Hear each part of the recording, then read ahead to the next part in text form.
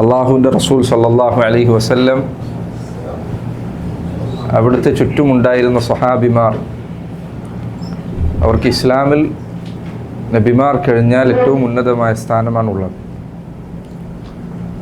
സ്വഹാബികൾ അവരോട് ഈ ഉമ്മത്തിൽപ്പെട്ട ഓരോരുത്തർക്കും ബാധ്യതകളുണ്ട്. അതിൽ 10 ബാധ്യതകൾ, വളരെ പ്രധാനപ്പെട്ട 10 കാര്യങ്ങൾ. അതിൽ ആദ്യത്തെ 3 കാര്യങ്ങളാണ് കഴിഞ്ഞ സംസാരത്തിൽ ഓർമ്മപ്പെടുത്തിയത്. ഒന്നാമത്തെ കാര്യം, സ്വഹാബികൾ അവർക്കുള്ള ശ്രദ്ധത തിരിച്ചറിയുക എന്നതാണ്. അവർ എല്ലാവരും ഉദൂലുകളാണ്, നീതിമാന്മാരാണ്. അവരുടെ പക്കൽ നിന്ന് അസത്യമോ കളവുകളോ അനീതിയോ സംഭവിക്കുക എന്നതുണ്ടാവുകയില്ല. രണ്ടാമത്തെ കാര്യം, അവരെല്ലാവരും ശ്രദ്ധരാണ്. പക്ഷേ അവരിൽ ചിലർക്ക് മറ്റു ചിലരേക്കാൾ ശ്രേഷ്ഠതയുണ്ട്. ഉദാഹരണത്തിന് അബൂബക്കർ സിദ്ദീഖ് റളിയല്ലാഹു അൻഹു, അദ്ദേഹം സ്വഹാബികളിൽ ഏറ്റവും ശ്രേഷ്ഠനായാണ്. നബിമാർ കഴിഞ്ഞാൽ, അള്ളാഹുവിൻ്റെ റസൂലുകൾ കഴിഞ്ഞാൽ ഏറ്റവും ശ്രേഷ്ഠതയുള്ളത്, ഏറ്റവും ഫദ്ലുള്ളത് അബൂബക്കർ സിദ്ദീഖ് റളിയല്ലാഹു അൻഹുവിനാണ്. അതാണ് രണ്ടാമത്തെ കാര്യം. മൂന്നാമത്തെ വിഷയം, അവരെ സ്നേഹിക്കുക എന്നത് ഓരോ മുസ്ലിമിനുമുള്ള ബാധ്യതയാണ്. നബി സല്ലല്ലാഹു അലൈഹി വസല്ലം പറഞ്ഞതുപോലെ, ആയത്തുൽ ഈമാനി ഹുബ്ബുൽ അൻസാർ വ ആയത്തുൻ നിഫാഖി ബുഗ്ദുൽ അൻസാർ. ഈമാനിൻ്റെ അടയാളമാണ് അൻസാരികളെ സ്നേഹിക്കുക എന്നത്. കാപഢ്യത്തിൻ്റെ, നിഫാഖിൻ്റെ അടയാളമാണ് അൻസാരികളോട് വെറുപ്പുണ്ടാവുക എന്നത്. ഈ 3 കാര്യങ്ങളാണ് കഴിഞ്ഞ സംസാരത്തിൽ ഓർമ്മപ്പെടുത്തിയത്. നാലാമത്തെ കാര്യം, നാലാമത് സ്വഹാബികളോട് പാലിക്കേണ്ട മര്യാദകളിൽപ്പെട്ടതാണ് അവരെക്കുറിച്ച് നല്ല വിധത്തിൽ മാത്രം സംസാരിക്കുക എന്നത്. അതല്ലെങ്കിൽ അവരുടെ ഖൈറ്, അവരുടെ നന്മകൾ, അവർ ഈ ഉമ്മത്തിന് ചെയ്ത ഉപകാരങ്ങൾ അത് പ്രചരിപ്പിക്കുക എന്നത് അവരോടുള്ള ബാധ്യതയിൽപ്പെട്ടതാണ്. നബി സല്ലല്ലാഹു അലൈഹി വസല്ലമയുടെ സ്വഹാബിമാർ ഈ ഉമ്മത്തിന് ചെയ്ത ഉപകാരങ്ങൾ, ഖൈറുകൾ അത് ജനങ്ങൾക്കിടയിൽ എത്തിക്കുക എന്നതും അവർക്ക് പറഞ്ഞു കൊടുക്കുക എന്നതും അവരോടുള്ള ബാധ്യതയിൽപ്പെട്ടതാണ്. കാരണം അവരോടുള്ള സ്നേഹത്തിൻ്റെ അടയാളത്തിൽപ്പെട്ടതാണത്. ഒരു മനുഷ്യന് മറ്റൊരാളോട് സ്നേഹമുണ്ടായാൽ അയാളുടെ നാവ് എപ്പോഴും അവരെക്കുറിച്ച് പറഞ്ഞുകൊണ്ടേയിരിക്കും. ആ സ്നേഹം അധികരിക്കുന്നതിനനുസരിച്ച് അവരെക്കുറിച്ചുള്ള സംസാരവും അധികരിക്കും. ഒരു മുസ്ലിമിൻ്റെ നാവിൽ എപ്പോഴും അധികം ഉണ്ടാകുന്ന ദിക്ർ അള്ളാഹുവിനെ കുറിച്ചാണ്. കാരണം അവൻ അള്ളാഹുവിനെയാണ് ഏറ്റവും അധികം സ്നേഹിക്കുന്നത്. പിന്നീട് നബി സല്ലല്ലാഹു അലൈഹി വസല്ലമയെ കുറിച്ചാണ്. പിന്നീട് പലപ്പോഴും അവൻ്റെ മാതാപിതാക്കളെക്കുറിച്ചോ അവൻ്റെ ഇണയെക്കുറിച്ചോ അവൻ്റെ മക്കളെക്കുറിച്ചോ ഒക്കെ അവൻ സംസാരിച്ചേക്കാം. അതുപോലെ തന്നെ അവൻ സ്നേഹിക്കുന്ന സ്വഹാബിമാർ, നബി സല്ലല്ലാഹു അലൈഹി വസല്ലമയുടെ അനുചരന്മാർ, അവരെക്കുറിച്ച് സംസാരിക്കുക, നല്ലത് പറയുക, അവരെക്കുറിച്ച് നാവിൽ നിന്ന് തെറ്റായ ഒരു വാക്കുപോലും വരാതിരിക്കാൻ ശ്രദ്ധിക്കുക എന്നത് അവരോടുള്ള ബാധ്യതയിൽപ്പെട്ടതാണ്. അതുകൊണ്ടാണ് കഴിഞ്ഞ തവണ നമ്മൾ പറഞ്ഞതുപോലെ ഇമാം മാലിക് റഹിമഹുല്ലാഹ് അദ്ദേഹം പറഞ്ഞു, കാന സലഫ് യുഅല്ലിമൂന അബ്നാഅഹും ഹുബ്ബ അബീ ബക്ർ വ ഉമർ കമാ യുഅല്ലിമൂന സൂറത മിനൽ ഖുർആൻ. ഖുർആനിലെ ഒരു സൂറത്ത് കുട്ടികളെ പഠിപ്പിച്ചു കൊടുക്കുന്നത് പോലെ അബൂബക്കറിനെയും ഉമറിനെയും സ്നേഹിക്കണം എന്ന കാര്യം മുൻഗാമികൾ അവരുടെ മക്കളെ പറഞ്ഞു പഠിപ്പിക്കാറുണ്ടായിരുന്നു, കുട്ടികളോട് പറഞ്ഞു കൊടുക്കാറുണ്ടായിരുന്നു. നമ്മൾ ചിന്തിക്കുക, നമ്മുടെ മക്കളോട് നമ്മൾ ഈ പറഞ്ഞ സ്വഹാബിമാരെ കുറിച്ച് എന്തെങ്കിലും ഒന്ന് സംസാരിച്ചിട്ടുണ്ടോ? സ്വഹാബിമാരവിടെ നിൽക്കട്ടെ, നബിമാരെ കുറിച്ച് എത്രയാണ് നമ്മൾ അവരോട് പറഞ്ഞു കൊടുക്കാറുള്ളത്? അതൊക്കെ മദ്രസയിലേക്ക് പറഞ്ഞയച്ചാൽ പിന്നെ കഴിഞ്ഞു എന്ന ചിന്തയിലാണ് പലരുമുള്ളത്. അള്ളാഹുവിൻ്റെ നബിമാരെ കുറിച്ച് പറഞ്ഞു കൊടുക്കുക, സ്വഹാബിമാരെ കുറിച്ച് നല്ലത് പറയുക എന്നത് അവരോടുള്ള ബാധ്യതയിൽപ്പെട്ടതാണ്. അതുകൊണ്ടാണ് അത് അഹ്ലുസുന്നത്തി വൽ ജമാഅത്തിൻ്റെ അഖീദയിൽ, അവരുടെ വിശ്വാസത്തിൻ്റെ ഭാഗമായി എണ്ണപ്പെട്ട കാര്യമാണ്. അബൂബക്കർ ഇബ്നു അബി ദാവൂദ് റഹിമഹുല്ലാഹ് അദ്ദേഹത്തിൻ്റെ പ്രസിദ്ധമായ മഖ്ദൂമയിൽ അദ്ദേഹം പറഞ്ഞതായി കവിതയിൽ, അഹ്ലുസുന്നത്തിൻ്റെ അഖീദ വിവരിക്കുന്ന കവിതയിൽ അദ്ദേഹം പറഞ്ഞതായി കാണാം, വഖുൽ ഖൈറ ഖൗലിൻ ഫി സ്വഹാബത്തി കുല്ലിഹിം വലാ തകു തആനൻ തഈബു വതജ്റഹു. സ്വഹാബികളെക്കുറിച്ച് നീ ഏറ്റവും നല്ല വാക്കുകൾ സംസാരിക്കുക, നല്ലതല്ലാതെ പറയാൻ പാടില്ല. വലാ തകു തആനൻ തഈബു വതജ്റഹു. സഹാബികളെ കുത്തി പറയുകയോ മോശം പറയുകയോ ആക്ഷേപിക്കുകയോ ചെയ്യുക എന്നത് ഒരിക്കലും നിൻ്റെ അടുത്ത് സംഭവിക്കാൻ പാടില്ല. നമ്മുടെ നാവ് എപ്പോഴും ശ്രദ്ധിക്കണം. ഏതൊരു സഹാബിയാണെങ്കിലും നല്ലതല്ലാത്ത ഒരു വാക്ക് അവരെക്കുറിച്ച് നാവിൽ നിന്ന് വന്നു പോകരുത്. അത് വളരെ ഗൗരവമുള്ള കാര്യങ്ങളിൽപ്പെട്ടതാണ്. ഇതാണ് 4-ാമത്തെ കാര്യം. 5-ാമത്തെ കാര്യം സഹാബികളോട് പാലിക്കേണ്ട മര്യാദകളിൽപ്പെട്ടതാണ്. നബി സല്ലല്ലാഹു അലൈഹി വസല്ലം സ്വർഗം വാഗ്ദാനം ചെയ്തിട്ടുള്ള, സ്വർഗമുണ്ട് എന്ന് ഉറപ്പു നൽകിയിട്ടുള്ള സഹാബിമാർ ആരൊക്കെയുണ്ടോ അവർക്ക് സ്വർഗമുണ്ട് എന്ന് വിശ്വസിക്കാൻ. അതുപോലെ തന്നെ മൊത്തത്തിൽ സഹാബിമാർ അവർ സ്വർഗത്തിന് അർഹരാണ് എന്ന് അവരെക്കുറിച്ച് മൊത്തത്തിൽ വിശ്വസിക്കൽ. അവരിൽ പ്രത്യേക പേര് പറയാൻ പാടില്ല. പക്ഷെ സഹാബിമാർ അവർ പൊതുവെ സ്വർഗത്തിലാണ്. നബി സല്ലല്ലാഹു അലൈഹി വസല്ലം അവരിൽ നിന്ന് പേര് പറഞ്ഞ് ഇന്ന ഇന്ന ആളുകൾ സ്വർഗത്തിലാണെന്ന് പറഞ്ഞിട്ടുണ്ടെങ്കിൽ അവർ സ്വർഗത്തിലാണെന്ന് ഉറച്ചു വിശ്വസിക്കണം. ഇത് സംശയിക്കാൻ പാടില്ല. കാരണം അള്ളാഹുവിൻ്റെ റസൂൽ സല്ലല്ലാഹു അലൈഹി വസല്ലം അവരെക്കുറിച്ച് അറിയിച്ച കാര്യമാണ്. സഹാബികളെക്കുറിച്ച് മൊത്തത്തിൽ അവർ സ്വർഗത്തിലാണെന്ന് പറയാനുള്ള തെളിവ് എന്താണ്? അള്ളാഹുവിൻ്റെ ആയത്താണ്. വസ്സാബിഖൂനൽ അവ്വലൂന മിനൽ മുഹാജിരീന വൽ അൻസാർ വല്ലദീന ഇത്തബഊഹും ബിഇഹ്സാൻ റളിയല്ലാഹു അൻഹും. സഹാബികളെ മൊത്തത്തിൽ പറഞ്ഞുകൊണ്ടാണ് അള്ളാഹു പറഞ്ഞത് റളിയല്ലാഹു അൻഹും, അള്ളാഹു അവരെ തൃപ്തിപ്പെട്ടിരിക്കുന്നു. വറദൂ അൻഹു, അള്ളാഹുവിനെ അവരും തൃപ്തിപ്പെട്ടിരിക്കുന്നു. വഅഅദ്ദ ലഹും ജന്നാത്തിൻ തജ്രീ മിൻ തഹ്തിഹൽ അൻഹാർ, അവർക്ക് അള്ളാഹു സ്വർഗം ഒരുക്കി വച്ചിരിക്കുന്നു. സഹാബികളെക്കുറിച്ച് മൊത്തത്തിൽ പറയുമ്പോൾ അവർ സ്വർഗത്തിലാണ്. പക്ഷെ അവരിൽ ഓരോ വ്യക്തിയെയും പ്രത്യേകം എടുത്തു പറയണമെങ്കിൽ അത് തെളിവ് വേണം. നബി സല്ലല്ലാഹു അലൈഹി വസല്ലം അങ്ങനെ പ്രത്യേകം ആരെയെങ്കിലും അവർ സ്വർഗത്തിലാണെന്ന് എടുത്തു പറഞ്ഞിട്ടുണ്ട് എങ്കിൽ അവർ സ്വർഗത്തിലാണെന്ന് പറയൽ നിർബന്ധമാണ്. അതിന് വിരുദ്ധമായി ഒരാൾ പറഞ്ഞാൽ, അതിലൊരാൾ സംശയിച്ചാൽ അത് അള്ളാഹുവിൻ്റെ റസൂൽ സല്ലല്ലാഹു അലൈഹി വസല്ലമയുടെ ഹദീസിനെ സംശയിക്കുന്നതിലാണ് ഉൾപ്പെടുക. അപ്പം അതിൽ നബി സല്ലല്ലാഹു അലൈഹി വസല്ലം സ്വർഗം കൊണ്ട് സന്തോഷ വാർത്ത അറിയിച്ചവരിൽ 10 ആളുകൾ നിങ്ങൾ കേട്ടിട്ടുണ്ടായിരിക്കും. അൽ അശറത്തുൽ മുബശ്ശറൂൻ, 10 ആളുകൾ നബി സല്ലല്ലാഹു അലൈഹി വസല്ലം അവർ സ്വർഗത്തിലാണെന്ന് അറിയിച്ചിട്ടുണ്ട്. ആദ്യത്തെ 4 പേർ അബൂബക്കറിൻ ഉമർ ഉസ്മാൻ അലി റളിയല്ലാഹു അൻഹും അജ്മഈൻ. ഈ 4 ആളുകൾ സ്വർഗത്തിലാണെന്ന് നബി സല്ലല്ലാഹു അലൈഹി വസല്ലം അറിയിച്ച കാര്യമാണ്. ധാരാളം ഹദീസുകൾ അത് വന്നിട്ടുണ്ട്. ബാക്കിയുള്ള 6 പേർ ഇങ്ങനെ നബി സല്ലല്ലാഹു അലൈഹി വസല്ലം സ്വർഗത്തിലാണെന്ന് അറിയിച്ച ആരൊക്കെയുണ്ടോ അവർക്കൊക്കെയും സ്വർഗമുണ്ട്. അതുപോലെ തന്നെ ബദ്രീങ്ങൾ, അവർക്ക് സ്വർഗമുണ്ട്. ഹദീസിൽ വന്ന കാര്യമാണ്. മുൻപ് ഞാൻ പറഞ്ഞതുപോലെ ബദ്രീങ്ങളിൽപ്പെട്ട ഒരാൾ ഒരു ഗുരുതരമായ തെറ്റ്, ഒരു അബദ്ധം അദ്ദേഹത്തിന് സംഭവിച്ചു. നബി സല്ലല്ലാഹു അലൈഹി വസല്ലം ജീവിച്ചിരിക്കുന്ന കാലത്ത് അദ്ദേഹത്തിൻ്റെ ചില കാരണങ്ങൾ കൊണ്ടുണ്ടായ അബദ്ധമാണ്. ഹാത്തിബ് ഇബ്നു അബി ബൽതഅ എന്നായിരുന്നു ആ സഹാബിയുടെ പേര്. ഹാത്തിബ് ഇബ്നു അബി ബൽതഅ നബി സല്ലല്ലാഹു അലൈഹി വസല്ലം മക്കയിലേക്ക് യുദ്ധത്തിനു വേണ്ടി പുറപ്പെടാൻ നിൽക്കുന്ന കാര്യം രഹസ്യമാക്കി വച്ചിരുന്നു. ഈ രഹസ്യ വിവരം ഹാത്തിം അദ്ദേഹം മക്കയിലുള്ളവരെ ഒരു കത്ത് മുഖേന അറിയിച്ചു റളിയല്ലാഹു അൻഹു. അദ്ദേഹം അത് അറിയിക്കാൻ ഒരു കാരണമുണ്ടായിരുന്നു. അദ്ദേഹത്തിൻ്റെ കുടുംബം മുഴുവൻ മക്കയിലായിരുന്നു. നബി സല്ലല്ലാഹു അലൈഹി വസല്ലം യുദ്ധത്തിനു വേണ്ടി മക്കയിലേക്ക് എത്തുന്നത് അറിഞ്ഞാൽ താനില്ലാതെ ഒറ്റപ്പെട്ടു നിൽക്കുന്ന തൻ്റെ കുടുംബത്തെ മുശ്രിക്കുകൾ ഉപദ്രവിക്കുമോ എന്ന പേടി കാരണത്താലാണ് അദ്ദേഹം ഈ കത്തെഴുതിയത്. ഇത് കുടുംബത്തെ രക്ഷപ്പെടുത്താൻ വേണ്ടിയിട്ട്. പക്ഷെ അള്ളാഹു നബി സല്ലല്ലാഹു അലൈഹി വസല്ലമക്ക് വഹി നൽകി. അവിടുന്ന് ഇത് അറിഞ്ഞു. ഈ കത്ത് അങ്ങോട്ട് എത്തുന്നതിന് മുൻപ് അത് അവിടുന്ന് പിടിച്ചെടുത്തു. ഒരു സ്ത്രീയുടെ കയ്യിലാണ് കൊടുത്തയച്ചിരുന്നത്. അവരെ വഴിയിൽ വെച്ച് നബി സല്ലല്ലാഹു അലൈഹി വസല്ലമയുടെ സഹാബിമാർ പിടികൂടുകയും ഈ കത്ത് തിരിച്ചെടുക്കുകയും ചെയ്തു. അങ്ങനെ ഹാത്തിം റളിയല്ലാഹു അൻഹുവിനെ നബി സല്ലല്ലാഹു അലൈഹി വസല്ലമയുടെ അടുത്തേക്ക് കൊണ്ടുവന്നു. ഉമർ ഇബ്നുൽ ഖത്താബ് അദ്ദേഹം പറഞ്ഞു, നബിയെ, മുനാഫിഖിൻ്റെ തല ഞാൻ വെട്ടു, അങ്ങനെ വധിച്ചു കളയും. റസൂലുള്ളാഹി സല്ലല്ലാഹു അലൈഹി വസല്ലം പറഞ്ഞു, കാത്തിൽക്കാൻ പറഞ്ഞു. എന്നിട്ട് അവിടുന്ന് ഹാത്തിമിനോട് വിശദീകരണം ചോദിച്ചു. അപ്പോൾ അദ്ദേഹം പറഞ്ഞു, നബിയെ, ഞാൻ ഇങ്ങനെ പറ്റിപ്പോയതാണ്, എൻ്റെ കുടുംബത്തെ സംരക്ഷിക്കുന്നതിന് വേണ്ടി ചെയ്തതാണ്. റസൂലുള്ളാഹി സല്ലല്ലാഹു അലൈഹി വസല്ലം അദ്ദേഹത്തിൻ്റെ കാര്യത്തിലാണ് പറഞ്ഞത്, കഅന്ന അല്ലാഹ അത്തലഅ അലാ അഹ്ലി ബദ്രിൻ ഫഖാല ലഹും ഇഅ്മലൂ മാ ശിഅ്തും ഖദ് ഗഫർതു ലക്കും.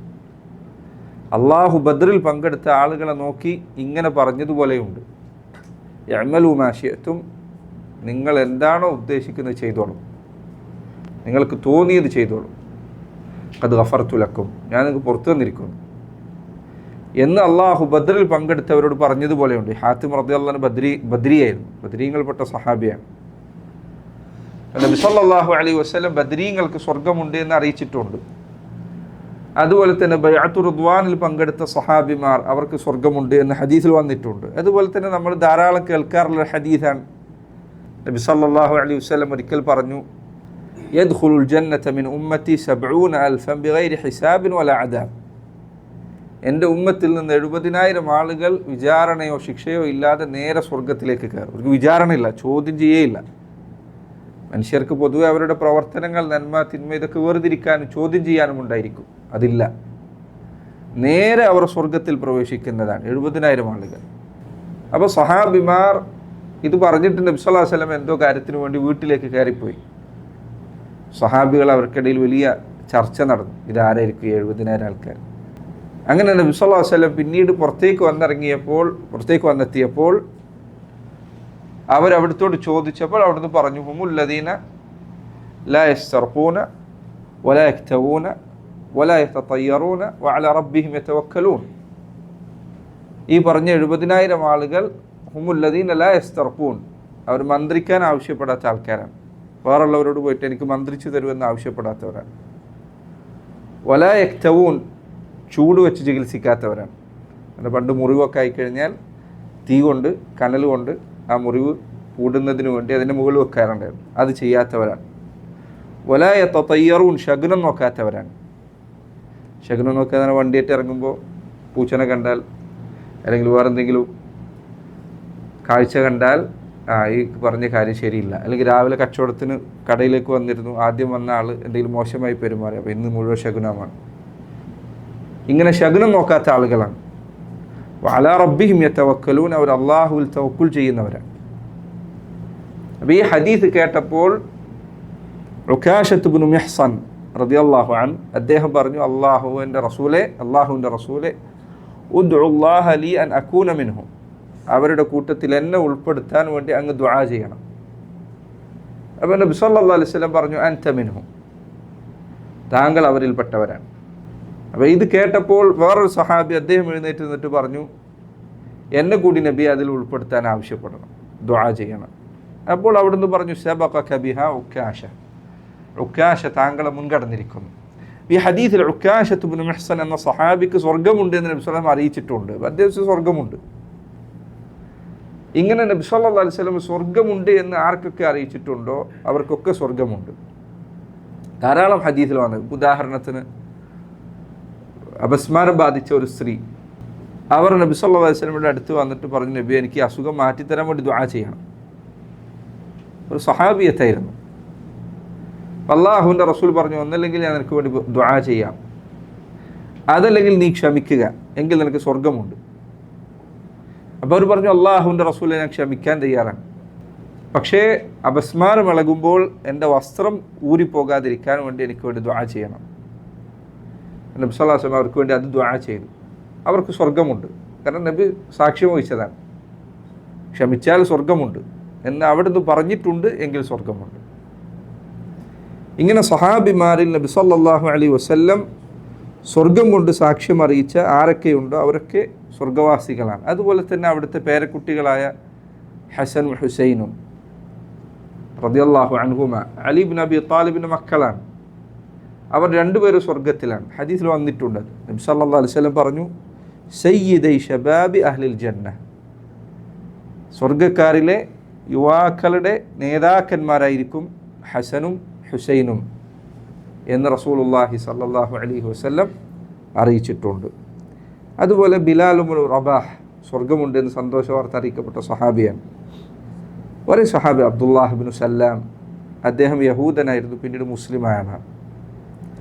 അതുപോലെ അമ്മാർ ഇബ്നു യാസിറും അദ്ദേഹത്തിൻ്റെ മാതാപിതാക്കളും അവർ മക്കയിൽ പീഡിപ്പിക്കപ്പെടുകയും അവരെ കൊന്നുകളയുകയും ചെയ്തതാണ്.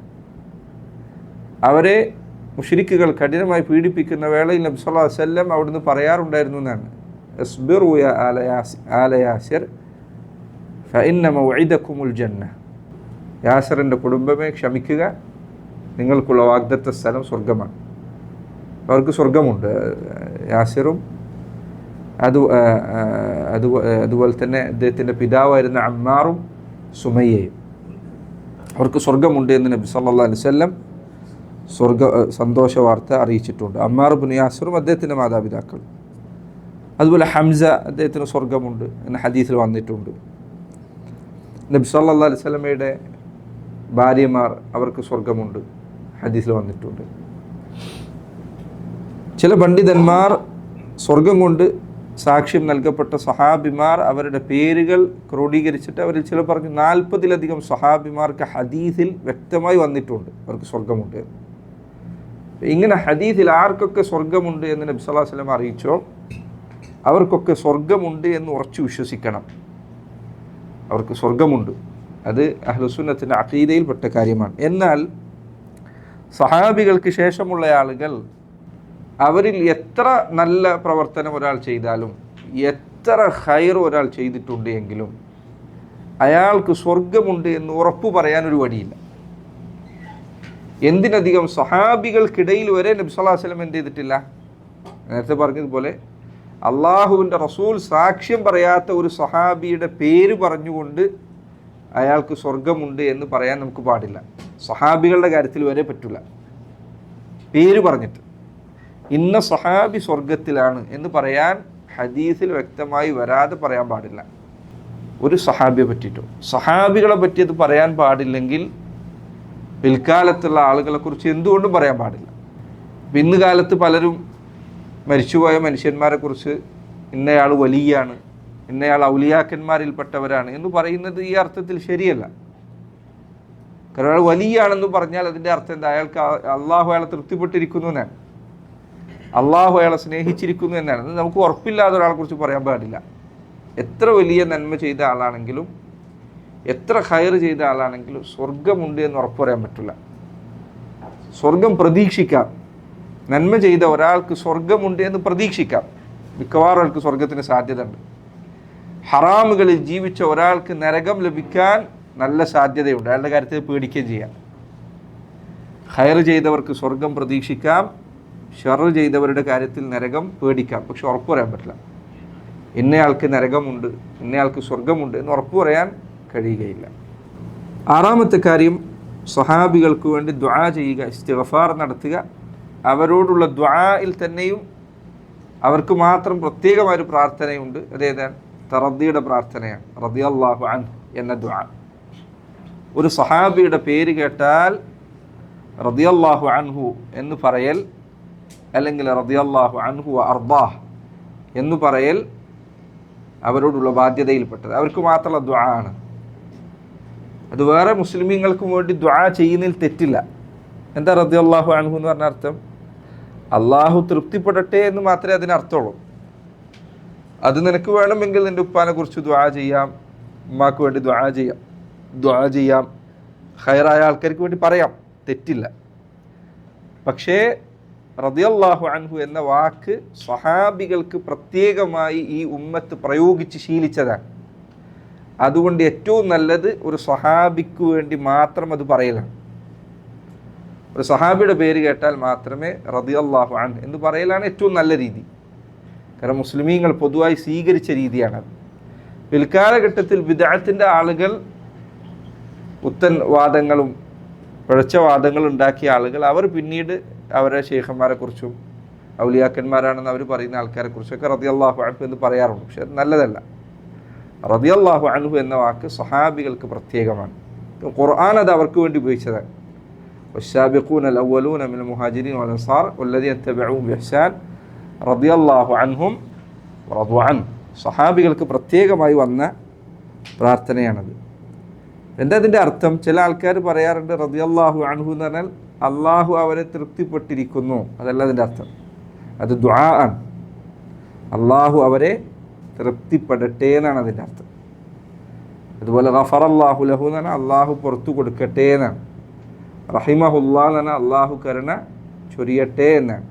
ഇങ്ങനെ പൊതുവെ മരിച്ചുപോയ ആളുകൾക്ക് വേണ്ടി ദുആ ചെയ്യുക എന്നത്, മുസ്ലിമായി മരിച്ച ആളുകൾക്ക് വേണ്ടി ദുആ ചെയ്യുക എന്നുള്ളത് അവരോടുള്ള ബാധ്യതയിൽപ്പെട്ടതാണ്. അള്ളാഹു പറഞ്ഞു വല്ലദീന ജാഉ മിൻ ബഅദിഹിം യഖൂലൂന റബ്ബന ഇഗ്ഫിർ ലനാ വലിഇഖ്വാനിന അല്ലദീന സബഖൂന ബിൽ ഈമാൻ വലാ തജ്അൽ ഫീ ഖുലൂബിനാ ഗില്ലൻ ലില്ലദീന ആമനൂ റബ്ബന ഇന്നക റഊഫ് റഹീം. മുഅ്മിനീങ്ങൾ അവരുടെ സ്വഭാവത്തിൽപ്പെട്ടതാണ് പിൽക്കാലഘട്ടത്തിൽ ഒരാൾ വന്നെത്തിയാൽ അവർക്ക് മുൻപുള്ളവർക്ക് വേണ്ടി ഒരു ദുആ ചെയ്യും. അവർക്ക് മുൻപുള്ളവർക്ക് വേണ്ടി, നമ്മൾ മുന്നേ മരിച്ചുപോയ, ഇസ്ലാം സ്വീകരിച്ച് മരിച്ചുപോയ ആളുകൾ, അവർക്ക് വേണ്ടി ദുആ ചെയ്യുക എന്നുള്ളത്. മാത്രമല്ല സഹോദരങ്ങളെ, അങ്ങനെ മരിച്ചുപോയവർക്ക് വേണ്ടി ദുആ ചെയ്യുക എന്നുള്ളത് വലിയ പ്രതിഫലം ലഭിക്കാൻ കാരണമാകുന്ന കാര്യമാണ്. ഹദീസിൽ കാണാം, ഒരാൾ അല്ലാഹുമ്മ ഗഫിർ ലിൽ മുസ്ലിമീന വൽ മുസ്ലിമാത്ത് എന്ന് മാത്രം അയാൾ പ്രാർത്ഥിച്ചാൽ, അള്ളാഹുവെ മുസ്ലിമീങ്ങൾക്ക് നീ പുറത്തു കൊടുക്കണേ, അവരിലെ പുരുഷന്മാർക്കും സ്ത്രീകൾക്കും എന്ന് ഒരാൾ ദുആ ചെയ്താൽ, ലോകത്ത് എത്ര മുസ്ലിമീങ്ങളുണ്ടോ അത്രയും എണ്ണം നന്മ അവന് വേണ്ടി രേഖപ്പെടുത്തുന്നതാണ്. എത്ര ചെറിയ പ്രാർത്ഥനയാണ്, പക്ഷെ എത്ര അധികം നന്മ ലഭിക്കാൻ, വളരെ എളുപ്പത്തിൽ ലഭിക്കാൻ കാരണമാവുന്ന പ്രാർത്ഥനയാണ്. അപ്പം മരിച്ചുപോയവർക്ക് വേണ്ടി ദുആ ചെയ്യുക എന്നുള്ളത് പൊതുവെ മുസ്ലിമിൻ്റെ സ്വഭാവമായിരിക്കണം. സാന്ദർഭികമായി ഞാൻ പറയട്ടെ, പലപ്പോഴും നമ്മുടെ ഇടയിൽ ഇല്ലാത്ത ശീലങ്ങളിൽപ്പെട്ടതാണ് വാപ്പ മരിച്ചുപോയാൽ, ഉമ്മ മരണപ്പെട്ടാൽ, വല്ലിപ്പ മരണപ്പെട്ടാൽ, വല്യമ്മ മരണപ്പെട്ടു, പിന്നെ അവരെക്കുറിച്ച് സംസാരിക്കുമ്പോൾ ദുആ ചെയ്യാതിരിക്കുക എന്നുള്ളത് നമ്മളുടെ ഇടയിൽ തീരെ ശീലമില്ലാത്ത കാര്യമാണ്. ചിലപ്പോൾ ആൾക്കാർ അവരുടെ ഓർമ്മകളൊക്കെ ഇരുന്നിട്ട് പറയുമ്പോൾ വല്യമ്മ അങ്ങനെ ഇരുന്നു, വല്യമ്മ ഇങ്ങനെ ഇരുന്നു, പക്ഷേ ഒരിക്കൽ ദുആ ചെയ്യില്ല. അവരെക്കുറിച്ച് തമാശ പറയുന്നതായിരിക്കാം, അല്ലെങ്കിൽ കാര്യം പറയുന്നതായിരിക്കാം, അല്ലെങ്കിൽ വിഷമം പറയുന്നതായിരിക്കാം, ഓർമ്മ പുതുക്കുന്നതായിരിക്കും, പക്ഷെ അവർക്കോട് ദുആ ചെയ്യാതിരിക്കാറുള്ള ഇത് അവരോടുള്ള അദബിൽപ്പെട്ടതല്ല. മരിച്ചുപോയ നമ്മുടെ കുടുംബത്തിലുള്ള ഉപ്പയാണെങ്കിലും ഉമ്മയാണെങ്കിലും വല്യപ്പയാണെങ്കിലും വല്യമ്മയാണെങ്കിലും, ഇപ്പോൾ നമ്മളെ കുടുംബത്തിലുള്ളതോ സുഹൃത്തുക്കളിൽപ്പെട്ടവരോ ആയ ആരാണെങ്കിലും മരിച്ചുപോയവരെ കുറിച്ച് പറയുമ്പോൾ അവർക്ക് പുറത്തു കൊടുക്കാൻ വേണ്ടി പ്രാർത്ഥിക്കാം. അള്ളാഹ് പുറത്തു കൊടുക്കട്ടെ, അല്ലെങ്കിൽ അള്ളാഹ് കരുണ ചൊരിയട്ടെ എന്ന് പറയാം. അത് പറയാതെ മരിച്ചവരെ കുറിച്ച് പറയാന്നുള്ളത് ശരിയായ മര്യാദയല്ല, അവരോടുള്ള ബാധ്യതയിൽപ്പെട്ടതാണ്. അവർക്ക് ശേഷം പിന്നെ നമ്മളിങ്ങനെ പോയി കഴിഞ്ഞാൽ നമുക്കും വേണ്ടി ദുആ ചെയ്യുന്ന മനുഷ്യരുണ്ടാവില്ല. നമ്മുടെ മുൻപുള്ളവർക്ക് വേണ്ടി നമ്മൾ ദുആ ചെയ്യുന്നില്ലെങ്കിൽ, നമ്മൾ മരിച്ചാൽ നമ്മളെക്കുറിച്ച് ഇതേപോലെ ദുആ ചെയ്യുന്ന മനുഷ്യരുണ്ടാവില്ല. മരിച്ചുപോയ ആളുകൾക്ക് വേണ്ടി പ്രാർത്ഥിക്കുക എന്നുള്ളത്, പ്രത്യേകിച്ച് നമ്മുടെ കുടുംബത്തിലുള്ള ആൾക്കാരാണെങ്കിൽ. കാരണം പല ആൾക്കാരും മരിച്ചുപോയാൽ അവരെക്കുറിച്ചുള്ള ഓർമ്മ അടുത്തൊരു തലമുറയിലേ ഉണ്ടാവുള്ളൂ. അത് കഴിഞ്ഞാൽ അവരെ ആരും ഓർക്കാനുണ്ടാവില്ല, അവർക്ക് വേണ്ടി ഒരാൾ ദുആ ചെയ്യാനുണ്ടാവില്ല. നമ്മളെ വല്ലിപ്പാനെ ചിലപ്പോൾ നമുക്ക് അറിയായിരിക്കും, വല്ലിപ്പാൻ്റെ ഉപ്പാനെ ആർക്കറിയുന്നു, ആരാ ഓർക്കുന്നത്, ആരാ അവർക്ക് വേണ്ടി പ്രാർത്ഥിക്കാനും ഇവിടെ ഈ ദുനിയാവിൽ ബാക്കിയുള്ളത്? ഒരാളുണ്ടാവില്ല ചിലപ്പോൾ. ആകെ നിങ്ങൾ ഈ ജീവിച്ചിരിക്കുന്ന കാലഘട്ടത്തിൽ നിങ്ങൾ എന്തെങ്കിലും പ്രാർത്ഥിച്ചാൽ അത് അവർക്ക് ലഭിക്കും. മുൻപുള്ളവർക്ക് വേണ്ടിയുള്ള ഇസ്തിഗ്ഫാർ അവരോടുള്ള ബാധ്യതയിൽപ്പെട്ടതാണ്. അതുകൊണ്ട് റസൂലുള്ളാഹി സ്വല്ലല്ലാഹു അലൈഹി വസല്ലം ഹദീസിൽ പറഞ്ഞേക്കാണ്, ഒരു മനുഷ്യൻ അയാൾക്ക് സ്വർഗത്തിൽ വലിയ വലിയ പദവി നൽകപ്പെടും, ഭയങ്കര ഉയരത്തിൽ. അയാൾക്ക് തന്നെ അത്ഭുതമാകും. അയാൾ പറയും, ഇത്രയും വലിയ പദവിയിലെത്താൻ മാത്രമുള്ള പ്രവൃത്തിയൊന്നും ഞാൻ ചെയ്തിട്ടില്ല, പിന്നെ ഞാനെങ്ങനെ ഇവിടെ എത്തി? ഹദീസിൽ കാണാം, ബിസ്തിഗ്ഫാരി വലദിക ലക്, നിൻ്റെ മകൻ നിനക്ക് വേണ്ടി ദുആ ചെയ്തതുകൊണ്ടാണ്, നിൻ്റെ മകൻ നിനക്ക് വേണ്ടി ദുആ ചെയ്തതുകൊണ്ടാണ്. അതുകൊണ്ട് പണ്ഡിതന്മാർ ചില പറഞ്ഞായി കാണാം, ഒരു പിതാവിന് മകൻ്റെ ജീവിതത്തിൽ സ്വാധീനം ചെലുത്താൻ സാധിക്കുക അയാളുടെ അമൽ സാലിഹാത്തുകൾ കൊണ്ടാണ്, അയാൾ നന്മ ചെയ്യുന്നത് കൊണ്ടാണ്. നിൻ്റെ മകന് നന്നാവണം നിനക്ക് ആഗ്രഹം, നീ നല്ലത് പ്രവർത്തിക്കുക, എങ്കിലത് നിൻ്റെ മക്കളുടെ ജീവിതത്തിൽ സ്വാധീനം ചെലുത്തും. ഖുർആനിലെ തെളിവുകളുടെ, ഹദീസിൽ തെളിവുകളുണ്ട്. നീ നല്ലത് ചെയ്യുക, നിൻ്റെ ഹറാമുകൾ, നിൻ്റെ വൃത്തികേട്, നീ മോശത്തരം ചെയ്യുന്നത് നിൻ്റെ കുട്ടികളെ സ്വാധീനിക്കും. ഒരു വാപ്പയുടെ ജീവിതത്തിൽ മകൻ സ്വാധീനം ചെലുത്ത ദുആ കൊണ്ടാണ്, മകൻ്റെ ജീവിതത്തിൽ വാപ്പ സ്വാധീനം ചെലുത്ത അമൽ സാലിഹാത്തുകൾ കൊണ്ടാണ്. നിങ്ങളുടെ മക്കൾ നന്നാവണമെങ്കിൽ നിങ്ങൾ നന്നാവുക, നിങ്ങളുടെ വാപ്പയും ഉമ്മയും അവർക്ക് ഖൈർ ലഭിക്കണോ, നിങ്ങൾ ദുആ ചെയ്യുക. കഴിഞ്ഞു പോയവർക്ക് വേണ്ടി ദുആ ചെയ്യുക എന്നുള്ളത് മൊത്തത്തിലൊരു മുസ്ലിമിൻ്റെ ബാധ്യതയാണ്. സഹാബിമാർ ഈ ദീനിനു വേണ്ടി അത്രയും പ്രവർത്തിച്ചവരാണ്, അവർക്ക് വേണ്ടി ദുആ ചെയ്യുക എന്നത് അതിൽ പ്രത്യേകം എടുത്തു പറയേണ്ട കാര്യമാണ്. അതാണ് 6ാമത്തെ കാര്യം. 7ാമത്തെ കാര്യം, സഹാബികൾ അവർക്ക് എന്തെങ്കിലും അബദ്ധങ്ങൾ സംഭവിച്ചിട്ടുണ്ട് എങ്കിൽ അതിനെക്കുറിച്ച് നിശബ്ദത പാലിക്കുക, മിണ്ടാതിരിക്കുക. നമ്മൾ സഹാബികൾക്ക് ഇത്ര ശ്രദ്ധതയുണ്ട് എന്ന് പറയുന്നതിൻ്റെ അർത്ഥം അവർക്കാർക്കും തെറ്റുപറ്റില്ല എന്നാണോ? അല്ല, തെറ്റുപറ്റാത്തവരായി നബിമാർ മാത്രമേ ഉള്ളൂ. നബിമാരല്ലാത്ത എല്ലാവർക്കും തെറ്റ് സംഭവിക്കും. അള്ളാഹുവിൻ്റെ റസൂൽ സല്ലല്ലാഹു അലൈഹി വസല്ലം പറഞ്ഞു, കുല്ലു ബനി ആദമ ഖത്താ, ആദമിൻ്റെ മക്കളെല്ലാം ഖത്താഅുകളാണ്. ഖത്താഅന വെറുതെ തെറ്റുള്ളത്, ധാരാളം തെറ്റുപറ്റുന്നവരാണ്. തെറ്റുപറ്റാത്തവരായ ആദമിൻ്റെ മക്കളിൽ ഒരാളും തന്നെ ഇല്ല, എല്ലാവരും അബദ്ധം സംഭവിക്കുന്നവരാണ്. വഖൈറുൽ ഖത്താഇന തൗവാബൂൻ, അവരിൽ ഏറ്റവും നല്ലവർ തൗബ അധികരിപ്പിക്കുന്നവരാണ്. സ്വഹാബികൾക്ക് ഇത്ര ശ്രേഷ്ഠതയുണ്ട് എന്ന് പറഞ്ഞാൽ അവരുടെ ജീവിതത്തിൽ ഒരു തിന്മയും സംഭവിക്കില്ല എന്നതിന് അർത്ഥമല്ല. തിന്മകൾ സംഭവിക്കാം, മനുഷ്യർക്ക് സംഭവിക്കാവുന്ന തിന്മകൾ അവർക്കൊക്കെ സംഭവിക്കാം. അതിൽ ചിലപ്പോൾ വൻപാപങ്ങൾ സംഭവിച്ചേക്കാം, ചില ചെറുപാപങ്ങൾ സംഭവിച്ചേക്കാം. ഇതൊക്കെ അവർക്ക് സംഭവിക്കാം. ഞാൻ നേരത്തെ മുൻപ് തുടക്കത്തിൽ പറഞ്ഞിരുന്നു, അവർക്ക് അദാലത്തുണ്ട് എന്ന് പറഞ്ഞാൽ അതിൻ്റെ അർത്ഥം അവർ ദീനിൻ്റെ കാര്യത്തിൽ സത്യസന്ധരാണെന്നാണ്. ദീനിൻ്റെ വിഷയത്തിൽ കളവ് പറയില്ല. അതിൻ്റെ അർത്ഥം അവർക്ക് തിന്മ സംഭവിക്കില്ല എന്നല്ല. അവർക്ക് തിന്മ സംഭവിക്കും, തെറ്റുകൾ സംഭവിക്കാം, ചിലർ അസൂയ ബാധിച്ചേക്കാം. പക്ഷെ അവർ വേഗം പൊറുക്കല്ല ചോദിക്കും, അവർ വേഗം തിരിച്ചു മടങ്ങും. ഏതെങ്കിലും സഹാബിക്ക് സംഭവിച്ചു എന്നല്ലേ പറയുന്നു. തിന്മകൾ അവർക്ക് സംഭവിക്കും, വ്യഭിചാരത്തിൽ വീണുപോയേക്കാം, അതല്ലെങ്കിൽ മറ്റെന്തെങ്കിലും തെറ്റായ കാര്യങ്ങൾ അകപ്പെട്ടു സംഭവിക്കാം. സഹാബികൾ മാസൂമീങ്ങളല്ല, തിന്മ സംഭവിക്കാത്തവരല്ല. പക്ഷേ അവർക്ക് എന്തെങ്കിലും തിന്മകൾ സംഭവിച്ചിട്ടുണ്ട് എങ്കിൽ അതിനെക്കുറിച്ച് മിണ്ടാതിരിക്കുക എന്നത് പിൽക്കാലത്ത് വന്നവരുടെ ബാധ്യതയാണ്. മിണ്ടാതിരിക്കുക, അതിന് പല കാരണങ്ങളുണ്ട്. അതുകൊണ്ട് പണ്ഡിതന്മാർ പറഞ്ഞു, അൽ ഫദീലത്തു ലാ തഅനിൽ അസ്മഹ്, അൽ ഫദീലത്തു ലാ തഅനിൽ അസ്മഹ്. സഹാബികൾക്ക് വലിയ ശ്രേഷ്ഠതയുണ്ട് എന്നതിൻ്റെ അർത്ഥം അവർക്ക് തെറ്റുപറ്റില്ല എന്നല്ല. വൽ അദാലത്തു ലാ തുനാഫി അൽ ഖതാ, അവർ ദീനിൻ്റെ കാര്യത്തിൽ സുരക്ഷിതരാണ്, വിശ്വസ്തരാണെന്നതിൻ്റെ അർത്ഥം അവർക്ക് അബദ്ധം പണിയില്ല എന്നുമല്ല. സഹാബിമാർ അവർക്ക് ഇത്ര ശ്രേഷ്ഠതയുണ്ട്, പക്ഷെ ഒരു മനുഷ്യന്മാരാണ്, അബദ്ധം പണി, തെറ്റ് സംഭവിക്കും. എന്നാൽ അവർക്ക് സംഭവിക്കുന്ന തെറ്റുകൾ അവർക്ക് ശേഷം വരുന്നവർക്ക് ഉണ്ടാകുന്നത് പോലെയല്ല, അതിൽ ഒരു വ്യത്യാസമുണ്ട്. അതുകൊണ്ട് തന്നെ സ്വഹാബിമാർ അവരെക്കുറിച്ച് അവർക്ക് എന്തെങ്കിലും തെറ്റ് സംഭവിച്ചിട്ടുണ്ടെങ്കിൽ തന്നെ അതിനെക്കുറിച്ച് മിണ്ടരുത്, സംസാരിക്കരുത്. അതുകൊണ്ടാണ് റസൂലുള്ളാഹി സ്വല്ലല്ലാഹു അലൈഹി വസല്ലം അവിടുന്ന് പറഞ്ഞത്, വഇദാ ദുകിറ അസ്ഹാബി ഫഅംസികു, എൻ്റെ സഹാബിമാർ അവരെക്കുറിച്ച് പറയപ്പെട്ടാൽ ഫഅംസികു, മിണ്ടാതിരിക്കുക. മോശമായ ഒരു കാര്യം അവരെക്കുറിച്ച് പറയരുത്. അള്ളാഹുവിൻ്റെ റസൂലിൻ്റെ കൽപ്പനയാണ്. വഇദാ ദുകിറ അസ്ഹാബി ഫഅംസികു, എൻ്റെ സഹാബികളെക്കുറിച്ച് പറയപ്പെട്ടാൽ മിണ്ടാതിരിക്കുക. അവർക്ക് തിന്മ സംഭവിച്ചിട്ടുണ്ടായിരിക്കാം, ഉണ്ട് എന്ന് നീ അറിഞ്ഞാൽ തന്നെയും, അങ്ങനെ എന്തെങ്കിലും സംഭവം നീ കണ്ടാൽ തന്നെയും മിണ്ടാതിരിക്കുക, പുറത്തു പറയാൻ. എന്തുകൊണ്ടാണ് അങ്ങനെ സ്വഹാബികളോട് ഈ സമീപനം സ്വീകരിക്കണമെന്ന് പറയാനുള്ള കാരണം? ഉലമാക്കൾ പറഞ്ഞു, സ്വഹാബിമാർക്ക് സംഭവിക്കുന്ന തെറ്റുകൾ പൊറുക്കപ്പെടാനുള്ള സാധ്യതകൾ മറ്റുള്ളവർക്കുള്ളതിനേക്കാൾ കൂടുതലാണ്. ഒന്നാമത്തെ കാര്യം, അവരിൽ ഒരാളും തെറ്റുകളിൽ ഉറച്ചു നിൽക്കുന്നവരായിരുന്നില്ല. ഒരു തിന്മ സംഭവിച്ചു പോയാൽ ഉടനെ തൗബ ചെയ്യുന്നവരായിരുന്നു. ഒന്നാമത്തെ കാര്യം ശരിക്കും ശ്രദ്ധിക്കുക. സഹാബികൾ നമ്മൾ വേർതിരിയുന്ന പ്രധാന ഘടകങ്ങളിൽപ്പെട്ടതാണ്. തെറ്റുകളിൽ തുടരുക എന്നത് സ്വഹാബത്തിൻ്റെ ശൈലിയായിരുന്നില്ല. തെറ്റ് സംഭവിച്ച ഉടനെ തൗബ ചെയ്യുക.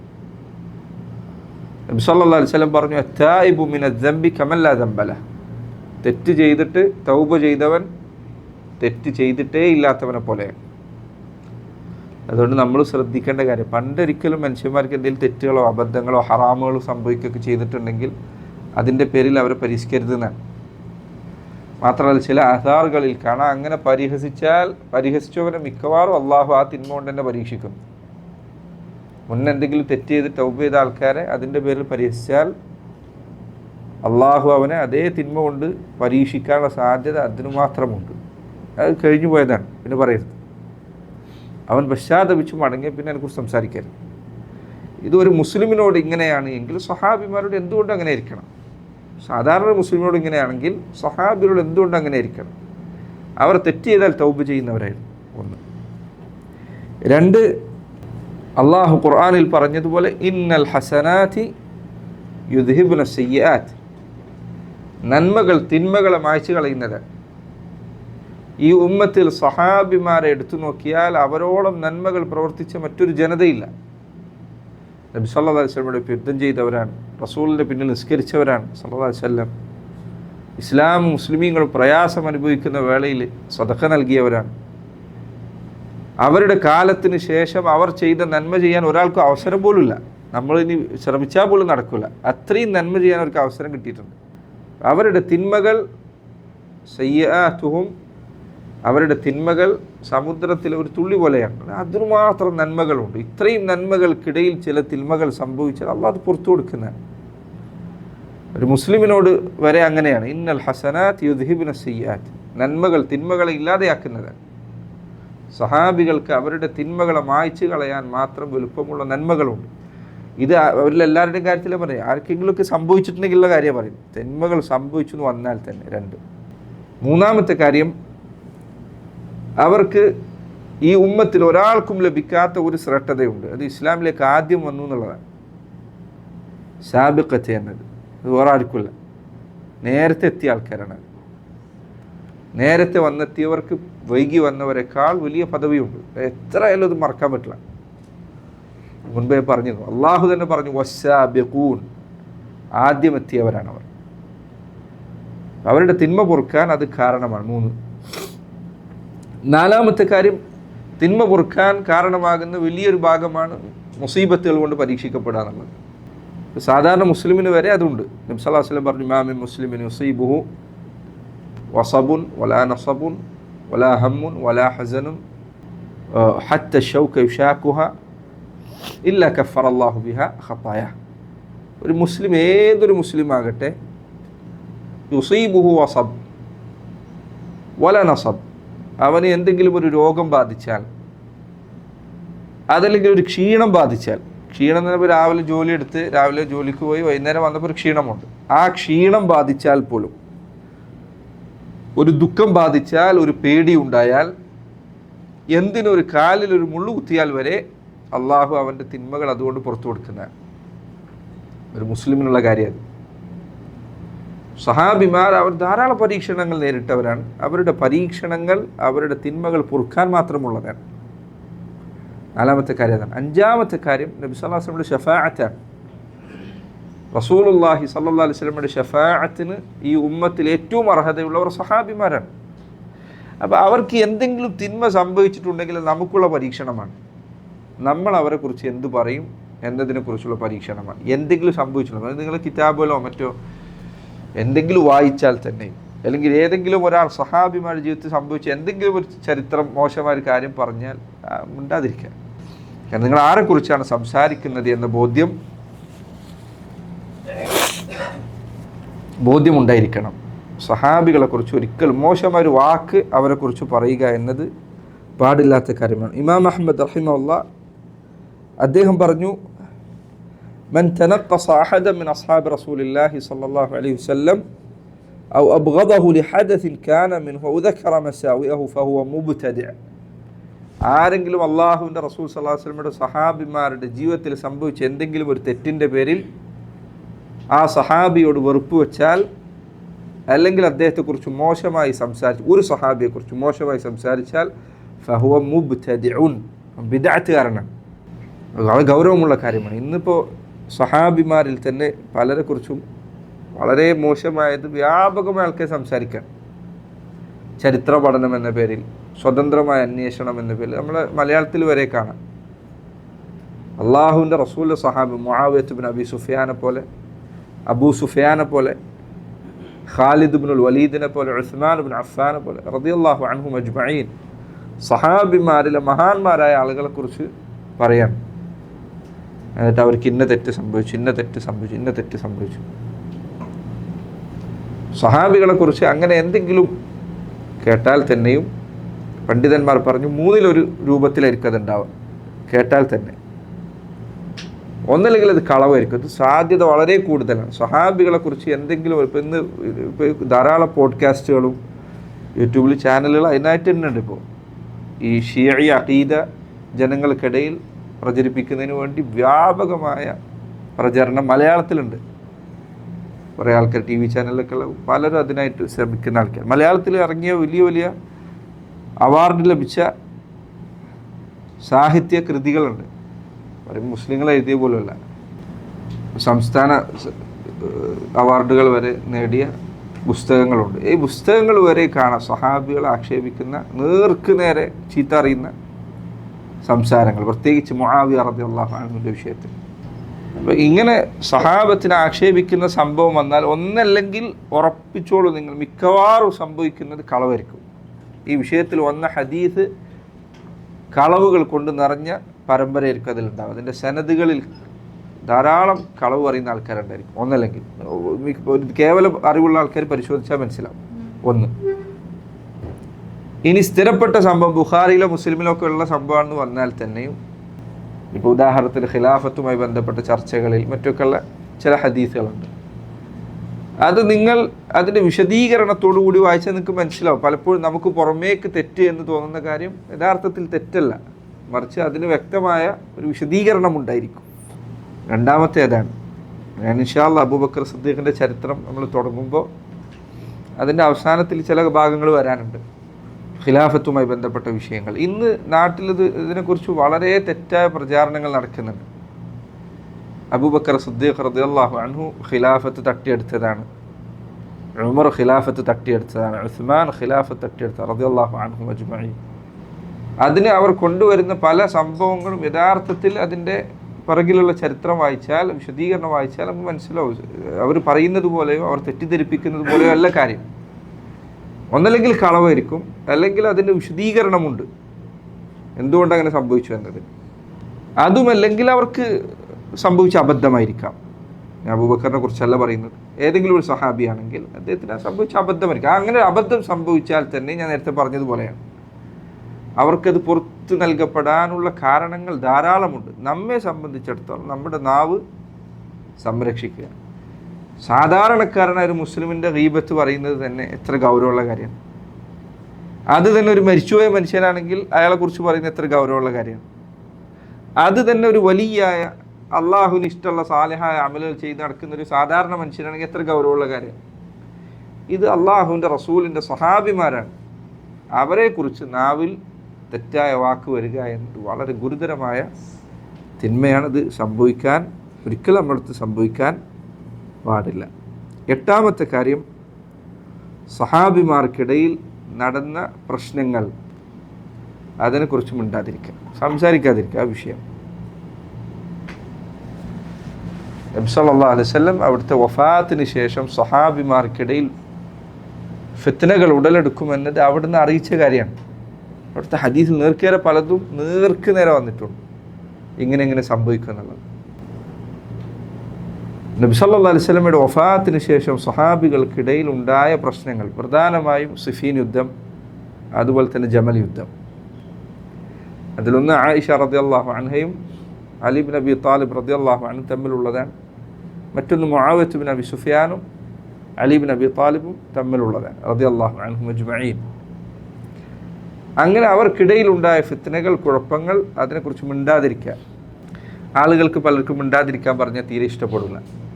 എന്തിനും മിണ്ടാതിരിക്കണം, എന്തുകൊണ്ട് അന്വേഷിച്ചുകൂടാ, ഏത് വിഷയത്തിലും സത്യം കണ്ടെത്തേണ്ടതില്ല എന്നൊക്കെ ആൾക്കാർ ചോദിക്കും. ഒന്നാമത്തെ കാരണം അങ്ങനെ മിണ്ടാതിരിക്കാൻ പറയാനുള്ള കാരണം അള്ളാഹുവിൻ്റെ റസൂൽ പറഞ്ഞതാണ്, മിണ്ടാതിരിക്കണം. നബി സല്ലല്ലാഹു അലൈഹി വസല്ലം പറഞ്ഞു, ഇദാ ദുകിറ അസ്ഹാബി ഫഅംസികു. അള്ളാഹു റസൂൽ പറഞ്ഞ വാക്കാണ്. സഹാബികളെ കുറിച്ച് പറയപ്പെട്ടാൽ നിങ്ങൾ മിണ്ടാതിരിക്കണം. അള്ളാഹുവിൻ്റെ റസൂലാണ് മിണ്ടാതിരിക്കാൻ പറയുന്നത്. അവിടുത്തെ വാക്ക് അനുസരിക്കുക എന്നുള്ളത് ഒരു മുസ്ലിമിൻ്റെ ബാധ്യതയാണ്.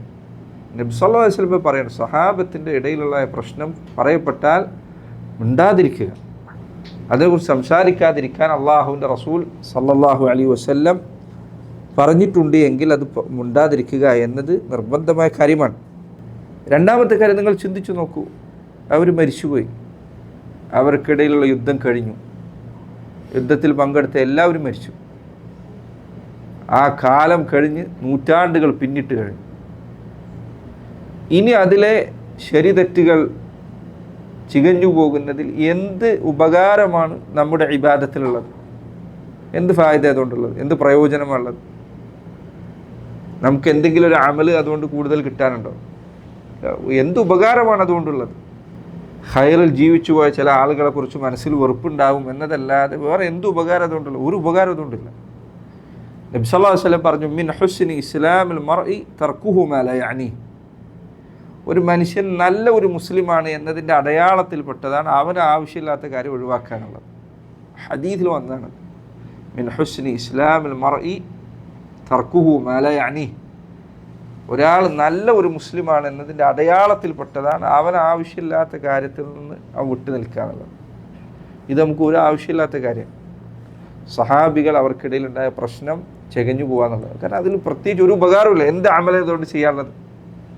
മുആവിയ റളിയല്ലാഹു അൻഹു അബദ്ധം പറഞ്ഞു, അല്ലെങ്കിൽ അലി ഇബ്നു അബി താലിബിന് അബദ്ധം പറഞ്ഞു എന്ന് ഒരാൾ പറയുന്നത് കൊണ്ട് അവൻ്റെ ജീവിതത്തിൽ വർദ്ധിക്കാനിരിക്കുന്ന ഒരു നന്മേൻ്റെ, അവൻ്റെ ജീവിതത്തിൽ കുറയാൻ പോകുന്ന എന്തെങ്കിലും ഒരു ഷർറിൻ്റെ ഒന്നുമില്ല, ഒരു ഫായിദയില്ല. രണ്ടാമത്തെ കാര്യം ഇതാണ്. മൂന്നാമത്തെ കാര്യം നേരത്തെ നമ്മൾ പറഞ്ഞ പോലെ സഹാബികളോട് മനസ്സിൽ വെറുപ്പുണ്ടാകാനാണ് ആ വിഷയം ചർച്ച ചെയ്യുന്നത് തന്നെ കാരണമാവുക. അത് മിക്കവാറും സംഭവിക്കും, പ്രത്യേകിച്ച് ഈ വിഷയം നല്ല രൂപത്തിൽ പഠിച്ചിട്ടില്ലെങ്കിൽ. കാരണം ഈ സംഭവങ്ങളിൽ ഉള്ള അസറുകൾ വായിക്കുമ്പോൾ, ആ വിഷയത്തിലെ ചരിത്ര ഭാഗങ്ങൾ വായിക്കുമ്പോൾ ഒരു വ്യക്തമായ അടിസ്ഥാനം ഇല്ലാതെ ഒരാൾ വായിച്ചാൽ സഹാബികളോട് ചിലപ്പോൾ മനസ്സിൽ വെറുപ്പുണ്ടാവാനാണ് അത് നയിക്കുക, വിട്ടു നിൽക്കുക. നാലാമത്തെ കാര്യം, ഈ വിഷയം നിങ്ങൾക്കറിയാം മുസ്ലിം ഉമ്മത്തിൽ വലിയ ഒരു പിളർപ്പിന് കാരണമായ വിഷയമാണ്. റാഫിളകൾ, ഷിഈകൾ ഒരു ഭാഗത്തും സുന്നികളെന്ന് വേറൊരു ഭാഗത്തുമായി രണ്ട് കക്ഷികൾ വേർതിരിഞ്ഞ് പിരിയാനുണ്ടായ വിഷയങ്ങൾ, അതിൻ്റെ കാരണങ്ങളിൽപ്പെട്ടതാണ് ഈ വിഷയം. നിങ്ങൾക്കറിയാം, പിളർപ്പുണ്ടായിക്കഴിഞ്ഞാൽ, ഭിന്നിപ്പുണ്ടായിക്കഴിഞ്ഞാൽ കളവ് അധികരിക്കും. ഈ വിഷയത്തിൽ വന്ന സംഭവങ്ങളിൽ ധാരാളം കളവുകളുണ്ട്. പഴയ ചരിത്ര കിതാബിലെടുത്ത് നോക്കിയാൽ ധാരാളം കളവുകളുണ്ട്, ധാരാളം. ഈ വിഷയത്തിൽ വന്ന സുഫീനാകട്ടെ, ജമലാകട്ടെ, ഇങ്ങനത്തെ സംഭവങ്ങളിൽ ചിലത് എടുത്തു വായിച്ചാൽ കളവാണെന്ന് അത്രയും ഉറപ്പാണ്. കാരണം ഒരിക്കലും ഒരു സാധാരണ മുസ്ലിം പറയാത്ത ജാതി കാര്യങ്ങൾ സഹാബിമാർ പറഞ്ഞതായി അവരുടെ മേൽ ചാർത്തി വെച്ചത് വായിക്കാൻ പറ്റും. കളവാണ്, ധാരാളം കളവ് കയറിക്കൂടിയ ഒരു വിഷയമാണിത്. ആ വിഷയം അന്വേഷിച്ചു പോകുന്നതിലുള്ള അപകടം വളരെ വലുതാണ്. അഞ്ചാമത്തെ കാര്യം, അത് നിങ്ങൾ ചിന്തിക്കേണ്ട കാര്യമാണ്. പണ്ഡിതന്മാർ പറഞ്ഞു, നമ്മൾ ഇവിടെ ഒരു പ്രശ്നം ഉണ്ടായെന്ന് വിചാരിക്കുക, റോട്ടിൽ ഒരു കുഴപ്പമുണ്ടായി, ആൾക്കാർ തമ്മിൽ എന്തെങ്കിലും ഒരു തല്ലോ എന്തെങ്കിലും ഒരു തർക്കമോ ഉണ്ടായെന്ന് വിചാരിക്കുക, രണ്ട് കക്ഷികളായി തിരിഞ്ഞു. നിങ്ങളൊരു അടുത്ത ദിവസം ആ പ്രശ്നത്തെക്കുറിച്ച് എന്താണ് അവിടെ സംഭവിച്ചത് എന്ന് ഒരു 5 ആളുകളോട് നിങ്ങൾ അവരുടെ അഭിപ്രായം ചോദിച്ചു നോക്കൂ. 5 ആളുകളും 5 രൂപത്തിലായിരിക്കും അത് കണ്ടിട്ടുണ്ടാവും. കാരണം കുഴപ്പങ്ങളെ വിലയിരുത്തുന്നതിൽ ആളുകളുടെ വിവരണങ്ങൾ, അവരുടെ സംസാരം വളരെ വ്യത്യസ്തമായിരിക്കും. ചെറിയ കുഴപ്പമുണ്ടായി കഴിഞ്ഞാൽ സ്വാഭാവികമാണ്.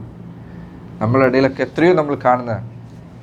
ആൾക്കാർക്കിടയിൽ പ്രശ്നം ഉണ്ടായിക്കഴിഞ്ഞാൽ അത് നേർക്ക് നേരെ കണ്ട ഒരാളുടെ സംസാരം, അതിൽ ഏതെങ്കിലും ഒരു കക്ഷിയോട് ചേർന്ന് നിൽക്കുന്ന ഒരാളുടെ സംസാരം, എതിർഭാഗത്ത് നിൽക്കുന്ന ആളുടെ സംസാരം, അപ്പുറത്തുനിന്ന് കുറച്ച് ദൂരം നിന്ന് വീക്ഷിച്ച ഒരാളുടെ വിലയിരുത്തൽ, ഇത് നാലാമത് വേറെ അടുത്ത് കേട്ട ഒരു മനുഷ്യൻ, അയാളുടെ സംസാരം, വളരെ വലിയ വ്യത്യാസം, അന്തരങ്ങൾ ഈ പറഞ്ഞതിലൊക്കെ ഉണ്ടായിരിക്കും. ചെറിയൊരു തമ്മിത്തല്ലുണ്ടായാൽ മതി. സഹാബികൾക്കിടയിലുണ്ടായ പ്രശ്നം അങ്ങേയറ്റത്തെ കടുത്ത ഫിത്നയുടെ ഭാഗമായി ഉണ്ടായതാണ്. ആ പ്രശ്നം 2 വശങ്ങളിൽ നിന്നും അതിൻ്റെ തീവ്രത അധികരിപ്പിക്കാൻ വേണ്ടി പണിയെടുത്ത മുനാഫിക്കുകൾ ധാരാളം ഉണ്ടായിരുന്നു. ആ കാലത്ത് കുഴപ്പമുണ്ടാക്കാൻ വേണ്ടി ഇറങ്ങിത്തിരിച്ച, അതിൻ്റെ മുൻപന്തിയിലുണ്ടായിരുന്നത് ജൂതന്മാരിൽ നിന്ന് ഇസ്ലാം സ്വീകരിച്ച അബ്ദുല്ലാഹ് ഇബ്നു സബ എന്ന് പറയുന്ന മനുഷ്യനാണ്. അതുപോലെ തന്നെ കൂഫയിലുണ്ടായിരുന്ന കുഴപ്പത്തിന് പുറകെ പിന്നാലെ പോയ ആൾക്കാർ. മാത്രമല്ല, ആ കാലഘട്ടത്തിൽ ഇസ്ലാം അതിൻ്റെ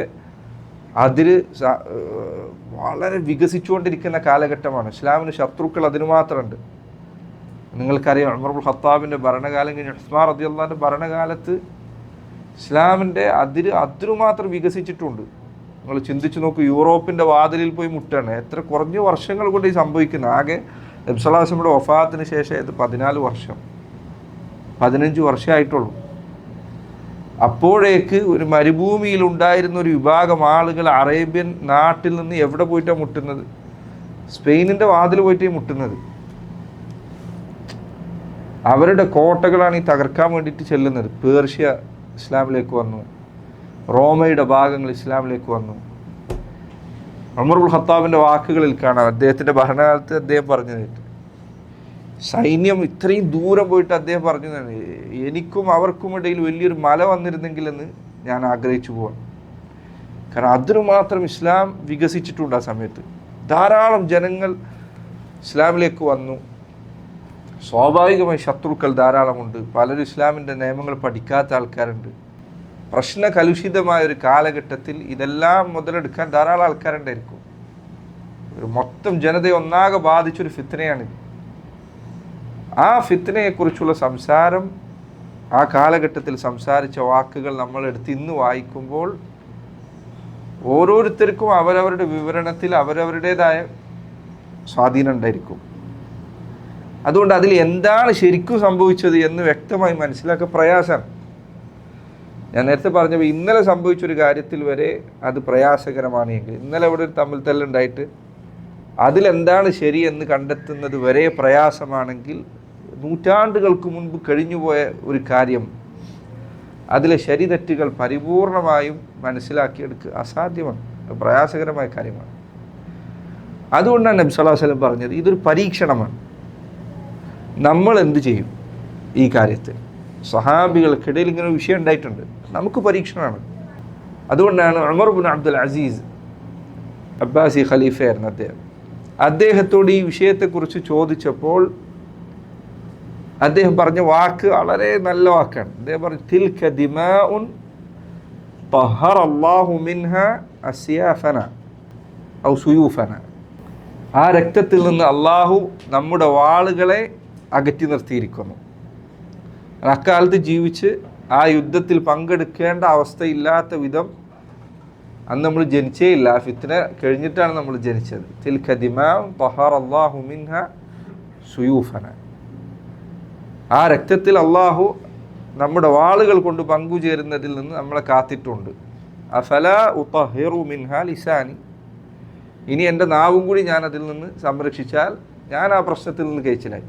ആ ഫിത്ന, ആ ഒരു കുഴപ്പം അന്ന് സംഭവിച്ചിട്ട് സഹാബിമാരിൽപ്പെട്ടവർ അവർക്കതിൽ അങ്ങോട്ടും ഇങ്ങോട്ടും പ്രശ്നങ്ങളുണ്ടായി. പിൽക്കാലത്ത് വന്ന നമ്മൾ ഇനി അതിലിടപെട്ട് നാവ് കൊണ്ട് സംസാരിച്ചിട്ട് എന്താണ് വരുത്തി വെക്കാൻ പോകുന്നത്? അതുകൊണ്ട് അള്ളാഹുവിനെ പേടിക്കുന്ന ആളുകൾ ആ വിഷയത്തിൽ നിശബ്ദത പാലിക്കുക എന്നത് നിർബന്ധമായ ആവശ്യമുള്ള കാര്യമാണ്. ഇമാം അഹ്മദ് റഹിമഹുല്ലാഹ് അദ്ദേഹത്തോട് ഇതിനെക്കുറിച്ച് നോക്കൂ, വലിയ വലിയ പണ്ഡിതന്മാരുടെ കാര്യം നീ പറയുന്നത്.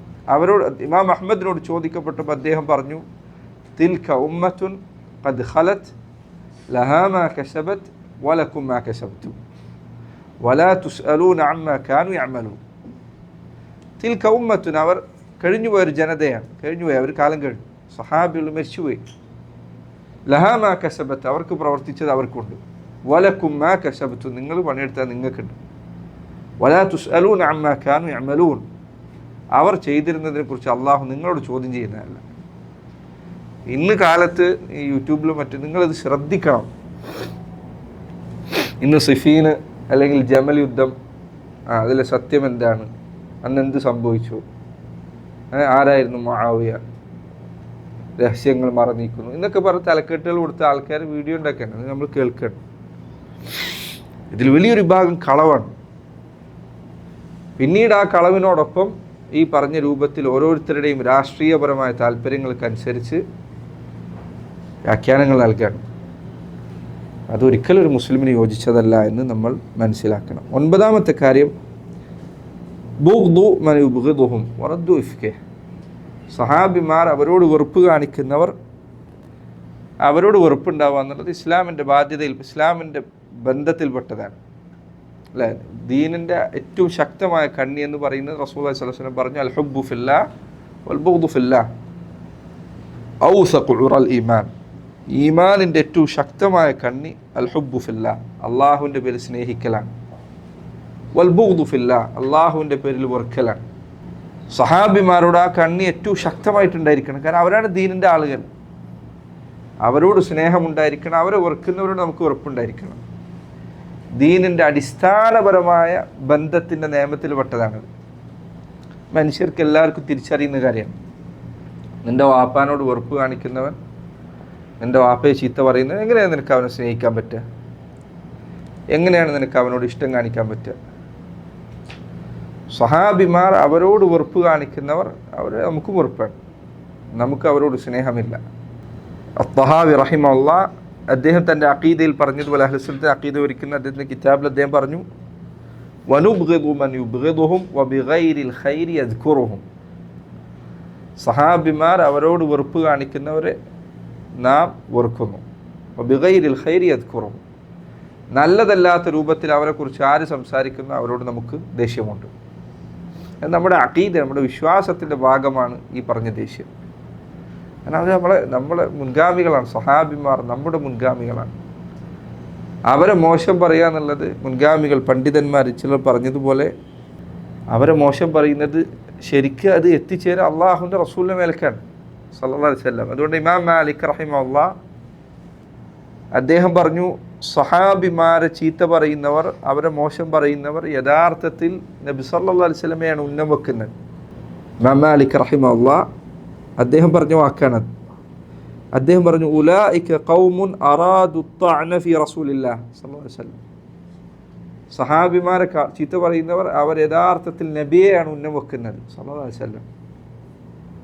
ഫമസ്തതാഉ, പക്ഷേ നബിയെ ഉന്നം വെക്കാൻ അവർക്ക്, നബിയെ ചീത്ത പറയാൻ അവർക്ക് പറ്റുന്നില്ല. പറഞ്ഞു കഴിഞ്ഞാൽ ഇസ്ലാമെന്നേ പുറത്തു പോകും. ഫതഅനു ഫി അസ്ഹാബി, അപ്പോൾ സഹാബിമാരെ അവർ കുറ്റം പറഞ്ഞു. ഹത്ത യുഖാൽ, സഹാബിമാരെ കുറ്റം പറഞ്ഞാൽ പിന്നെ അതിൻ്റെ അർത്ഥം എന്താ? ആൾക്കാർ സ്വാഭാവികമായിട്ട് സഹാബിമാർ മോശക്കാരാണെന്ന് വന്നാൽ എന്തായി? റജുലു സൂഇൻ വലൗ കാന റജുലൻ സാലിഹൻ ലകാന ലഹു അസ്ഹാബുൻ സാലിഹൂൻ.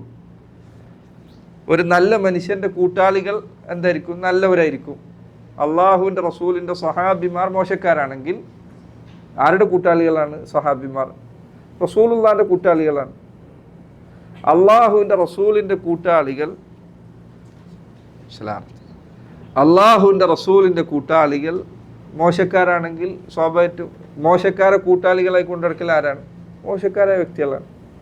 നോക്കൂ, നിങ്ങൾ ചിന്തിക്കേണ്ട കാര്യമാണ്. അതുകൊണ്ട് ഈ കാലഘട്ടത്തിൽ ഷിയാക്കൾ ഈ പറഞ്ഞുകൊണ്ടിരിക്കുന്നത്, സഹാബിമാരെ ആക്ഷേപിക്കുന്നത്, സഹാബിമാരെ നിൽക്കട്ടെ, അള്ളാഹുവിൻ്റെ റസൂലിൻ്റെ പത്നിമാരെ കുറിച്ച് അവർ പറഞ്ഞ് പരത്തുന്ന വൃത്തികേട് കേട്ടാൽ സഹിക്കാൻ പറ്റാത്തതാണ്. കുറച്ച് വർഷങ്ങൾക്ക് മുൻപ് കുവൈത്തിൽ ഉണ്ടായ വലിയ പ്രശ്നങ്ങളിലൊന്ന്, ഞാനത് പറയാൻ പോലും പ്രയാസമുണ്ട്, പറയാൻ ഉദ്ദേശിക്കുന്നില്ല. അവിടെ ഒരു ഷിയഈ പള്ളിയിൽ അള്ളാഹുവിൻ്റെ റസൂലിൻ്റെ ഭാര്യ ആയിഷ റളിയല്ലാഹു അൻഹയെക്കുറിച്ച് പറഞ്ഞ വാക്ക് നമ്മളെ നാട്ടിൽ ഏതെങ്കിലും സാധാരണ മുസ്ലിം സ്ത്രീനെ കുറിച്ച് ആരെങ്കിലും പറഞ്ഞിരുന്നെങ്കിൽ അവന് റോട്ടിൽ ഇറങ്ങി നടക്കാൻ പറ്റില്ല. അത്രയും വൃത്തികെട്ട ഒരു മനുഷ്യന് പറയാൻ പറ്റാത്ത, ഇന്നും അത് വേറെ ആൾ പറഞ്ഞത് കേട്ടെന്നുള്ള തന്നെ എനിക്കൊരു പ്രയാസമുള്ള കാര്യമാണ്. അള്ളാഹുവിൻ്റെ റസൂലിൻ്റെ സഹാബിയ ഒപ്പം കഴിഞ്ഞ ആയിഷ ബീവിയെക്കുറിച്ച് പറയുന്ന വാക്ക് അത്ര വൃത്തിയില്ലാത്തത്, അത്ര വൃത്തിയില്ലാത്തത്. അത് പറയാന്നുള്ളത് പ്രയാസമാണ്. അപ്പോൾ എന്താണ് അവരതുകൊണ്ട് ഉദ്ദേശിക്കുന്നത്?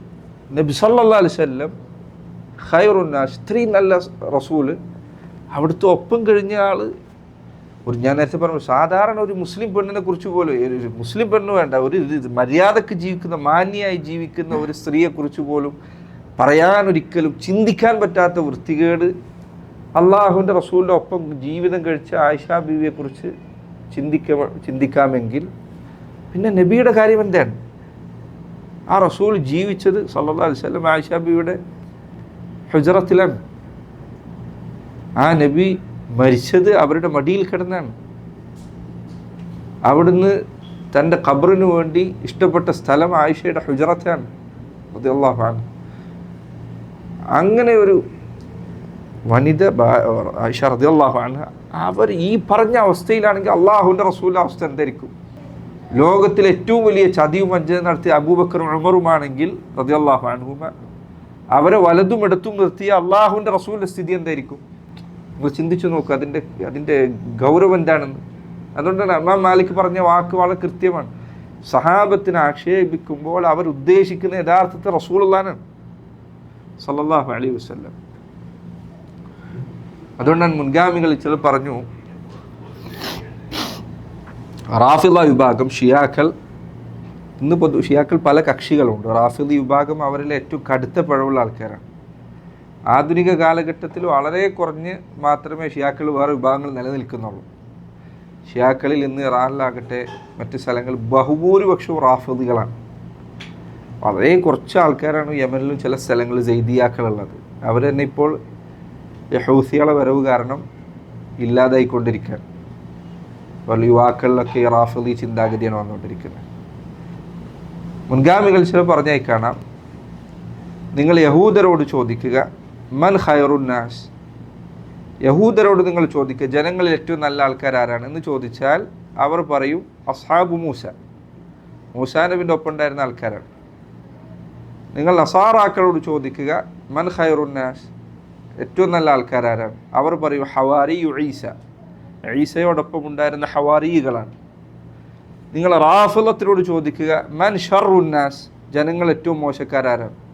അവർ പറയും അസ്ഹാബു മുഹമ്മദ് സല്ലല്ലാഹു അലൈഹി വസല്ലം, നബി സല്ലല്ലാഹു അലൈഹി വസല്ലം ഒപ്പം ഉണ്ടായിരുന്ന ആൾക്കാരാണ്. നോക്കൂ, അക്കാര്യത്തിൽ അവർ യഹൂദരെയും നസാറാക്കളെയും കടത്തിവിട്ടിരിക്കും. റാഫിളത്തിൻ്റെ വിശ്വാസം വിരലിലെണ്ണാവുന്ന സഹാബികൾ ഒഴികെയുള്ളവർ നബി സല്ലല്ലാഹു അലൈഹി വസല്ലമയുടെ വഫാത്തിന് ശേഷം മുർത്തദ്ദായിട്ടുണ്ടെന്നാണ്, കാഫിറായിട്ടുണ്ട്. അവർ കിതാബിൽ ഈ ഖുമൈനി പോലുള്ള ആളുകൾ എഴുതി വെച്ച, അവർ പറഞ്ഞു പഠിപ്പിച്ച കാര്യം, അവരുടെ അഖീദയുടെ ഒരു കിതാബ്, അവർ ഗവൺമെൻറ് ഇറാനിൽ നിന്ന് പുറത്തിറക്കുന്ന അവരുടെ അൽ കാഫി പോലുള്ള പുസ്തകങ്ങൾ ഗവൺമെൻറ് പുറത്തിറക്കുന്നതാണ്. ആ പുസ്തകങ്ങൾ നേർക്കേറുള്ള വരികളാണ് സഹാബികളെ കുറിച്ചുള്ള ഇർത്തിദാദിൻ്റെ വാക്കുകൾ. നമ്മൾ ഉണ്ടാക്കി പറയുന്നതല്ല, അറബിയിലുള്ള പുസ്തകങ്ങൾ, ആർക്കും അന്വേഷിച്ചാൽ കിട്ടാവുന്ന പുസ്തകങ്ങൾ. സഹാബത്തിനെ കുറിച്ച് പറഞ്ഞു പ്രചരിപ്പിക്കുന്ന അഖീദ ഇതാണ്. സഹാബികളുടെ വിഷയത്തിൽ രണ്ട് വിഭാഗത്തിലാണ് അതിര് കവിഞ്ഞത്. ഒരു വിഭാഗം റാഫിദികളാണ്. അവർ സഹാബിമാരിൽ ചിലരെ അള്ളാഹുവിൻ്റെ പദവിയിലേക്ക് വരെ ഉയർത്തിക്കളഞ്ഞു, അല്ലെങ്കിൽ നബി സല്ലല്ലാഹു അലൈഹി വസല്ലമയേക്കാൾ ഉയർന്ന പദവിയിലേക്ക് എത്തിച്ചു, അല്ലെങ്കിൽ റസൂലുള്ളാഹിന്റെ പദവിയിലാക്കി. അലി ബിൻ അബി താലിബിനെയും ഹസനെയും ഹുസൈനെയും ഫാത്തിമയെയും ഒക്കെ. അങ്ങനെ ചില ആൾക്കാർ സ്വഹാബികളുടെ വിഷയത്തിൽ അതിര് കവിഞ്ഞു. വേറെ ബാക്കിയുള്ള സ്വഹാബികളെ മുഴുവൻ അവർ കാഫിറാക്കി, മുർത്തദ്ദാക്കി. രണ്ടാമതൊരു വിഭാഗമുള്ളത് നവാസിബുകളാണ്. നവാസിബുകൾ അവർ റാഫിളത്തിന് മറുപടി പറയാൻ ശ്രമിച്ച ആൾക്കാരാണ്. സഹാബികളെ ചീത്ത പറയുന്ന, അഹ്ലുൽ ബൈത്തിനെ പുകഴ്ത്തി പറയുന്ന റാഫിളകൾക്ക് മറുപടി പറയാൻ വേണ്ടി ഇറങ്ങിത്തിരിച്ച ആളുകളാണ് നാസിബ വിഭാഗം, നവാസിബുകൾ. പണ്ഡിതന്മാർ പറഞ്ഞതുപോലെ റദ്ദുൽ ബിദ്അത ബിൽ ബിദ്അ, ബിദ്അത്തിനെ ബിദ്അത്ത് കൊണ്ടാണ് അവർ നേരിട്ടത്. അവരെന്ത് ചെയ്തു? അവർ പറഞ്ഞു, നിങ്ങൾ അഹ്ലുൽ ബൈത്തിനെ നന്നാക്കി പറയുന്നു, സഹാബികളെ ചീത്ത പറയുന്നു, എങ്കിൽ ഞങ്ങൾ എന്ത് ചെയ്യും? ഞങ്ങൾ അഹ്ലുൽ ബൈത്തിനെ ചീത്ത പറയും. അങ്ങനെ നബി സല്ലല്ലാഹു അലൈഹി വസല്ലമയുടെ അഹ്ലുൽ ബൈത്തിൽപ്പെട്ട സഹാബിമാരെ ചീത്ത പറയലാണ് നവാസിബിൻ്റെ സ്വഭാവം.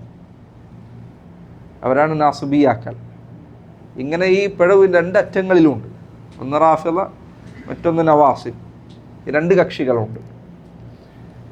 യഥാർത്ഥത്തിൽ വിവരക്കേടാണ് രണ്ട് വിഭാഗവും ആ കാര്യത്തിൽ പുലർത്തിയത്. ഞാൻ പറഞ്ഞു വന്നത്, സഹാബിമാർ അവരെ ആക്ഷേപിക്കുക എന്നത് അള്ളാഹുവിൻ്റെ ദീനിനെ തന്നെ ആക്ഷേപിക്കുന്നതിലാണ് എത്തിച്ചേരുക. അത് ശ്രദ്ധിക്കേണ്ട കാര്യമാണ് ഈ കാലഘട്ടത്തിൽ. എന്ന് നിങ്ങൾ ചിന്തിച്ചു നോക്കും, ഇസ്ലാമിൻ്റെ ചരിത്രം എടുത്താൽ പോലും, നബി സല്ലല്ലാഹു അലൈഹി വസല്ലമയുടെ കാലഘട്ടം എടുത്താൽ പോലും, സഹോദരങ്ങളെ, നാം മനസ്സിലാക്കേണ്ട ഒരു കാര്യം, രാഷ്ട്രീയം എന്നത്, സിയാസ എന്നത്, രാജ്യങ്ങൾ തമ്മിലുള്ള ബന്ധങ്ങൾ, കരാറുകൾ, രാജ്യങ്ങൾ തമ്മിലുള്ള ഇടപാടുകൾ, നബി സല്ലല്ലാഹു അലൈഹി, ഞാൻ ഈ പറയുന്നത് നിങ്ങൾ ശ്രദ്ധിക്കുക ശരിക്കും. നബി സല്ലല്ലാഹു അലൈഹി വസല്ലമയുടെ കാലഘട്ടത്തിൽ വരെ അത് ജനങ്ങൾക്ക് ഒരു മുഷ്കിലായിരുന്നു, ആളുകൾക്കൊരു പരീക്ഷണമായിരുന്നു. രാജ്യങ്ങൾ തമ്മിലുള്ള ബന്ധം എന്നത്, ഈ രാഷ്ട്രീയം എന്നത് എല്ലാ സാധാരണക്കാർക്കും അതിൻ്റെ പിറകിലുള്ള ഓരോ നീക്കങ്ങളും എന്താണെന്ന് മനസ്സിലായിക്കൊള്ളുന്നില്ല. നബി സല്ലല്ലാഹു അലൈഹി വസല്ലം ഹുദൈബിയയിൽ മക്കയിലെ മുശ്രിക്കുകളുമായി കരാറിൽ ഏർപ്പെട്ടപ്പോൾ സഹാബികളിലെ വലിയൊരു വിഭാഗത്തിന് മനസ്സിലായില്ല എന്തുകൊണ്ടാണ്. ഞാൻ ആ ചരിത്രം വിശദമായി പറയാൻ സമയമല്ല. ഉമർ ഇബ്നുൽ ഖത്താബിനെ പോലുള്ള സഹാബിമാർ ചിലവരെ അള്ളാഹുവിൻ്റെ റസൂൽ ചോദിച്ചു, നബിയെ, എന്തിനാണ് ഇങ്ങനത്തെ ഒരു കരാർ ഏറ്റെടുക്കുന്നത്? എന്തിനാണ് മുശ്രിക്കുകളുടെ മുന്നിൽ താഴ്ന്നു കൊടുക്കുന്നത്? എന്തിനിങ്ങനത്തെ ഒരു കരാർ എടുക്കുന്നത്? രാഷ്ട്രീയം എന്നത് എല്ലാ സാധാരണക്കാർക്കും പുറമേ നിന്ന് വീക്ഷിച്ചാൽ മനസ്സിലായിക്കൊള്ളണമെന്ന കാര്യമല്ല. അതിൽ ചിലപ്പോൾ നാടകങ്ങൾ ഉണ്ടായിരിക്കും, പലതരത്തിലുള്ള പിറകിലുള്ള ചരടുവലികൾ ഉണ്ടായിരിക്കും. അതുകൊണ്ട് ഒരു മുസ്ലിമായ മനുഷ്യൻ അവൻ്റെ ദീനിൻ്റെ അടിസ്ഥാനങ്ങൾ സംശയിക്കപ്പെടുന്ന വിധത്തിലേക്കാണ് ഇന്ന് ഈ രാഷ്ട്രീയം ആൾക്കാരെത്തിച്ചിട്ടുള്ളത്. ഇന്ന് ആൾക്കാർ പറയാണ്ടല്ലേ, ഷിയാക്കളാണ് അവരേറ്റ് അടികൂടുന്നത്. അപ്പോൾ അവരാണ് സത്യത്തിൻ്റെ ആളുകൾ എന്ന് ജനങ്ങൾ തെറ്റിദ്ധരിക്കുന്ന അവസ്ഥയിലേക്ക് കാര്യങ്ങൾ പോവാണ്. രാഷ്ട്രീയം എന്നത്, ഈ സിയാസ എന്നത് പലപ്പോഴും പുറമേ നിന്ന് വീക്ഷിക്കുന്നത് പോലെ ആയിരിക്കില്ല ഉള്ളിലുണ്ടാവുക. അതിലേക്ക് ഇറങ്ങുമ്പോൾ വളരെ ശ്രദ്ധിച്ചുകൊണ്ടായിരിക്കണം. അവനവൻ്റെ അഖീദ തകർന്നു പോകുന്ന, വിശ്വാസം തകർന്നു പോകുന്ന അവസ്ഥയിലേക്ക് കാര്യങ്ങൾ എത്തുന്നത് ശ്രദ്ധിക്കണം. അവസാനത്തെ കാര്യം പറഞ്ഞ് നമുക്ക് നിർത്താം. സഹാബികൾ, അവരോടുള്ള ബാധ്യതയിൽപ്പെട്ടതാണ് നമ്മൾ അവരെ മാതൃകയാക്കുക എന്നത്. അവരെ മാതൃകയാക്കുക എന്നത് ജീവിതത്തിൽ അൽ ഇഖ്തിദാഉ ബിഹിം. എങ്ങനെയാണ് സ്വഹാബികളെ മാതൃകയാക്കേണ്ടത്? അള്ളാഹുവിൻ്റെ റസൂൽ സല്ലല്ലാഹു അലൈഹി വസല്ലം അവിടുത്തെ അവസാനത്തെ വസിയ്യത്തിൽപ്പെട്ടതാണ് സ്വഹാബത്തിനെ മാതൃകയാക്കണം എന്നുള്ളത്. അവസാനത്തെ വസിയ്യത്ത് നബി സല്ലല്ലാഹു അലൈഹി വസല്ലം പറഞ്ഞു, ഫഇന്നഹു മൻ യഈശ് മിൻകും ബഅദി ഫസയറ ഇഖ്തിലാഫൻ കസീറ. എനിക്ക് ശേഷം നിങ്ങൾ ജീവിച്ചാൽ ധാരാളം ഭിന്നതകൾ കാണും. ഫഅലൈക്കും ബിസുന്നതി, നിങ്ങൾ എൻ്റെ ചര്യ മുറുകെ പിടിക്കുക. വസുന്നത്തിൽ ഖുലഫാ റാഷിദീൻ അൽ മഹ്ദിയീൻ, ഖലീഫമാരുടെ അബൂബക്കർ, ഉമർ, ഉസ്മാൻ, അലി റളിയല്ലാഹു അൻഹും അവരുടെ മാതൃക നിങ്ങൾ മുറുകെ പിടിക്കുക. സഹാബിമാർ അവരെ പിൻപറ്റണമെന്ന് നബി സല്ലല്ലാഹു അലൈഹി വസല്ലമയുടെ കൽപ്പനയാണ്. അവരെ മാതൃകയാക്കണമെന്ന് ദീൻ്റെ കാര്യത്തിൽ. എങ്ങനെയാണ് അവരെ മാതൃകയാക്കേണ്ടത്? പ്രധാനമായും 3 കാര്യത്തിലാണ്. ഒന്ന്, ഖുർആനും സുന്നത്തും അവർ മനസ്സിലാക്കിയതുപോലെ മനസ്സിലാക്കുക. അവരെങ്ങനെയാണോ ഖുർആനിനെ വ്യാഖ്യാനിച്ചത്, അവരെങ്ങനെയാണോ ഹദീസിനെ മനസ്സിലാക്കിയത്, എങ്ങനെയാണോ അതിനെ പ്രാവർത്തികമാക്കിയത്, അങ്ങനെ പ്രാവർത്തികമാക്കുക. ഖുർആനും സുന്നത്തും മനസ്സിലാക്കേണ്ടത് അവർ മനസ്സിലാക്കിയതുപോലെ ആയിരിക്കണം. ഇന്ന് ഒരാൾ അറബി എടുക്കുക, ഖുർആൻ എടുക്കുക, ഒരു ഡിക്ഷണറി പുറത്ത് വെക്കുക, എന്നിട്ട് അതിൻ്റെ അർത്ഥം ഇങ്ങോട്ടും നോക്കി അവന് തോന്നിയ അർത്ഥം വ്യാഖ്യാനം കൊടുക്കുക എന്നുള്ളതല്ല. അങ്ങനെ കൊടുക്കാനും വ്യാഖ്യാനിക്കാൻ തുടങ്ങിയാൽ ദീന് തകർന്നു പോകും, ദീൻ നിലനിൽക്കില്ല. സഹാബികൾ എങ്ങനെയാണോ ഇതിനെ മനസ്സിലാക്കിയത്, കാരണം അവരാണിത് കേട്ട ആദ്യത്തെ ജനത. അവർക്കിത് എവിടെയാണ് അവതരിച്ചത്, എന്തിനു വേണ്ടിയാണ് അവതരിച്ചത്, എപ്പോഴാണിത് പറഞ്ഞത്, എന്ത് കാരണത്തിനാണിത് പറഞ്ഞത് അവർക്കറിയാം. അബ്ദുല്ലാഹ് ഇബ്നു മസ്ഊദ് റളിയല്ലാഹു അൻഹു പറഞ്ഞതുപോലെ, വിശുദ്ധ ഖുർആനിൽ ഒരു സൂറത്തോ ഒരു ആയത്തോ ഇല്ല, അത് എവിടെയാണ് അവതരിച്ചത്, എന്ത് കാര്യത്തിനാണ് അവതരിച്ചത് എന്നത് എനിക്കറിയാത്തതായിട്ട്. അവരങ്ങനെ പഠിച്ച ആൾക്കാർ എന്തിനാണ് അവതരിച്ചത്, എന്ത് കാര്യത്തിനാണ്, എവിടെ വന്നതാണ്. നോക്കൂ, ഇന്ന് കാലത്ത് ഇസ്ലാമിനെ ആക്ഷേപിക്കുന്ന ആളുകൾ വലിയ ആക്ഷേപമായി പറയുന്ന ആയത്തുകളൊന്നാണ് ഫഖ്തുലുൽ മുശ്രിക്കീന ഹൈസു വജദ്തുമൂഹു എന്ന ആയത്ത്. നിങ്ങൾ മുശ്രിക്കുകളെ എവിടെ കണ്ടോ അവിടെ വെച്ച് നിങ്ങൾ കൊന്നുകളയണം എന്നുള്ള ആയത്ത്. ആ ആയത്ത് അവതരിക്കുന്ന യുദ്ധ സന്ദർഭത്തിലാണ്, ഒരു പ്രത്യേക വിഷയത്തിൽ അവതരിച്ച ആയത്താണ്. ആ സാഹചര്യം മനസ്സിലാക്കാതെ ആ വാക്ക് മാത്രം എടുത്തു കഴിഞ്ഞാൽ ഒരു പ്രശ്നമുണ്ട്. ആ സാഹചര്യം മനസ്സിലാക്കാതെ എടുത്ത് വായിച്ചു കഴിഞ്ഞാൽ ഇത് ഖുർആനിലെ ഏത് ആയത്തുകൾക്കും ബാധകമാണ്. അത് സന്ദർഭവും സാഹചര്യവും മനസ്സിലാക്കാതെ വ്യാഖ്യാനിച്ചാൽ പ്രശ്നമുണ്ട്. സഹാബികൾ ഇതിനെ എങ്ങനെ മനസ്സിലാക്കിയോ, ഖുർആൻ സുന്നത്ത് എങ്ങനെ മനസ്സിലാക്കിയോ അങ്ങനെ മനസ്സിലാക്കുക എന്നത് ഒന്ന്. രണ്ടാമത്തെ കാര്യം, അവർ ദീനിൻ്റെ കാര്യത്തിൽ മിണ്ടാതിരുന്ന വിഷയങ്ങൾ ഏതൊക്കെയുണ്ടോ അവിടെ മിണ്ടാതിരിക്കുക. ദീനിൻ്റെ കാര്യത്തിൽ അവിടെ ഗവേഷണവുമായിട്ട് ഇറങ്ങാൻ നിൽക്കരുത്. കാരണം ദീൻ എന്ന് പറഞ്ഞാൽ നമ്മുടെ തമാശക്കുള്ളതല്ല. സഹാബികൾ ഒരു കാര്യത്തിലേക്ക് ഇറങ്ങിയിട്ടില്ലേ എന്ന് ഇറങ്ങരുത്. ജാറങ്ങൾ, മക്ബറകൾ അവരുടെ കാലത്തില്ലാത്ത കാര്യമാണ്. നേർച്ചകൾ ഈ കാലത്ത് നടക്കുന്ന. അപ്പോൾ അവരുടെ കാലഘട്ടത്തിൽ ഒരു കാര്യം അവർ ചെയ്തിട്ടില്ലെങ്കിൽ അതിലേക്ക് ഇറങ്ങാതിരിക്കുക. ദീനുമായി ബന്ധപ്പെട്ടത്, ദുനിയാവിൻ്റെ കാര്യത്തിലല്ല. ദുനിയാവ് അള്ളാഹു അനുവദിച്ചു തന്നെയാണ്. ദീനിൻ്റെ കാര്യത്തിൽ സ്വഹാബികൾ ചെയ്തിട്ടില്ലാത്ത ഒരു കാര്യം ദീനായി കൊണ്ടുവരരുത്.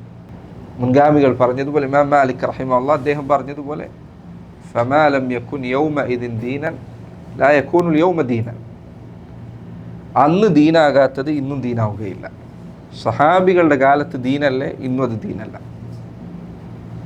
അത് ഏത് കാര്യത്തിലാണെങ്കിലും എന്ത് വിഷയങ്ങളിലാണെങ്കിലും. വിശ്വാസപരമായ കാര്യം, ഉദാഹരണത്തിന് ഖുർആനിൽ അള്ളാഹു പറഞ്ഞു, അർ റഹ്മാനു അലൽ അർശി ഇസ്തവ. അള്ളാഹു അർശിനു മേൽ ആരോഹിതനായിരിക്കുന്നു, ഇസ്തിവ ചെയ്തിരിക്കുന്നു. ഇമാം മാലിക്കിൻ്റെ കാലഘട്ടത്തിൽ ഒരു മനുഷ്യൻ വന്നിട്ട് പറഞ്ഞു, കൈഫ ഇസ്തവ, എങ്ങനെയാണ് അള്ളാഹു ഇസ്തിവ ചെയ്യുന്നത്, എങ്ങനെയാണ് അതിൻ്റെ രൂപം എന്താണ്? അദ്ദേഹം പറഞ്ഞു, അള്ളാഹു ഇസ്തിവ ചെയ്യുമെന്ന് ഖുർആനിൽ വന്ന കാര്യമാണ്, അതിൽ വിശ്വസിക്കൽ നിർബന്ധമാണ്. എന്നിട്ട് അദ്ദേഹം പറഞ്ഞു, വസ്സുആലു അൻഹു ബിദ്അ, അതിനെക്കുറിച്ച് ചോദിക്കൽ ബിദ്അത്താണ്. കാരണം എന്താ? സഹാബികൾ ചോദിച്ചിട്ടില്ല.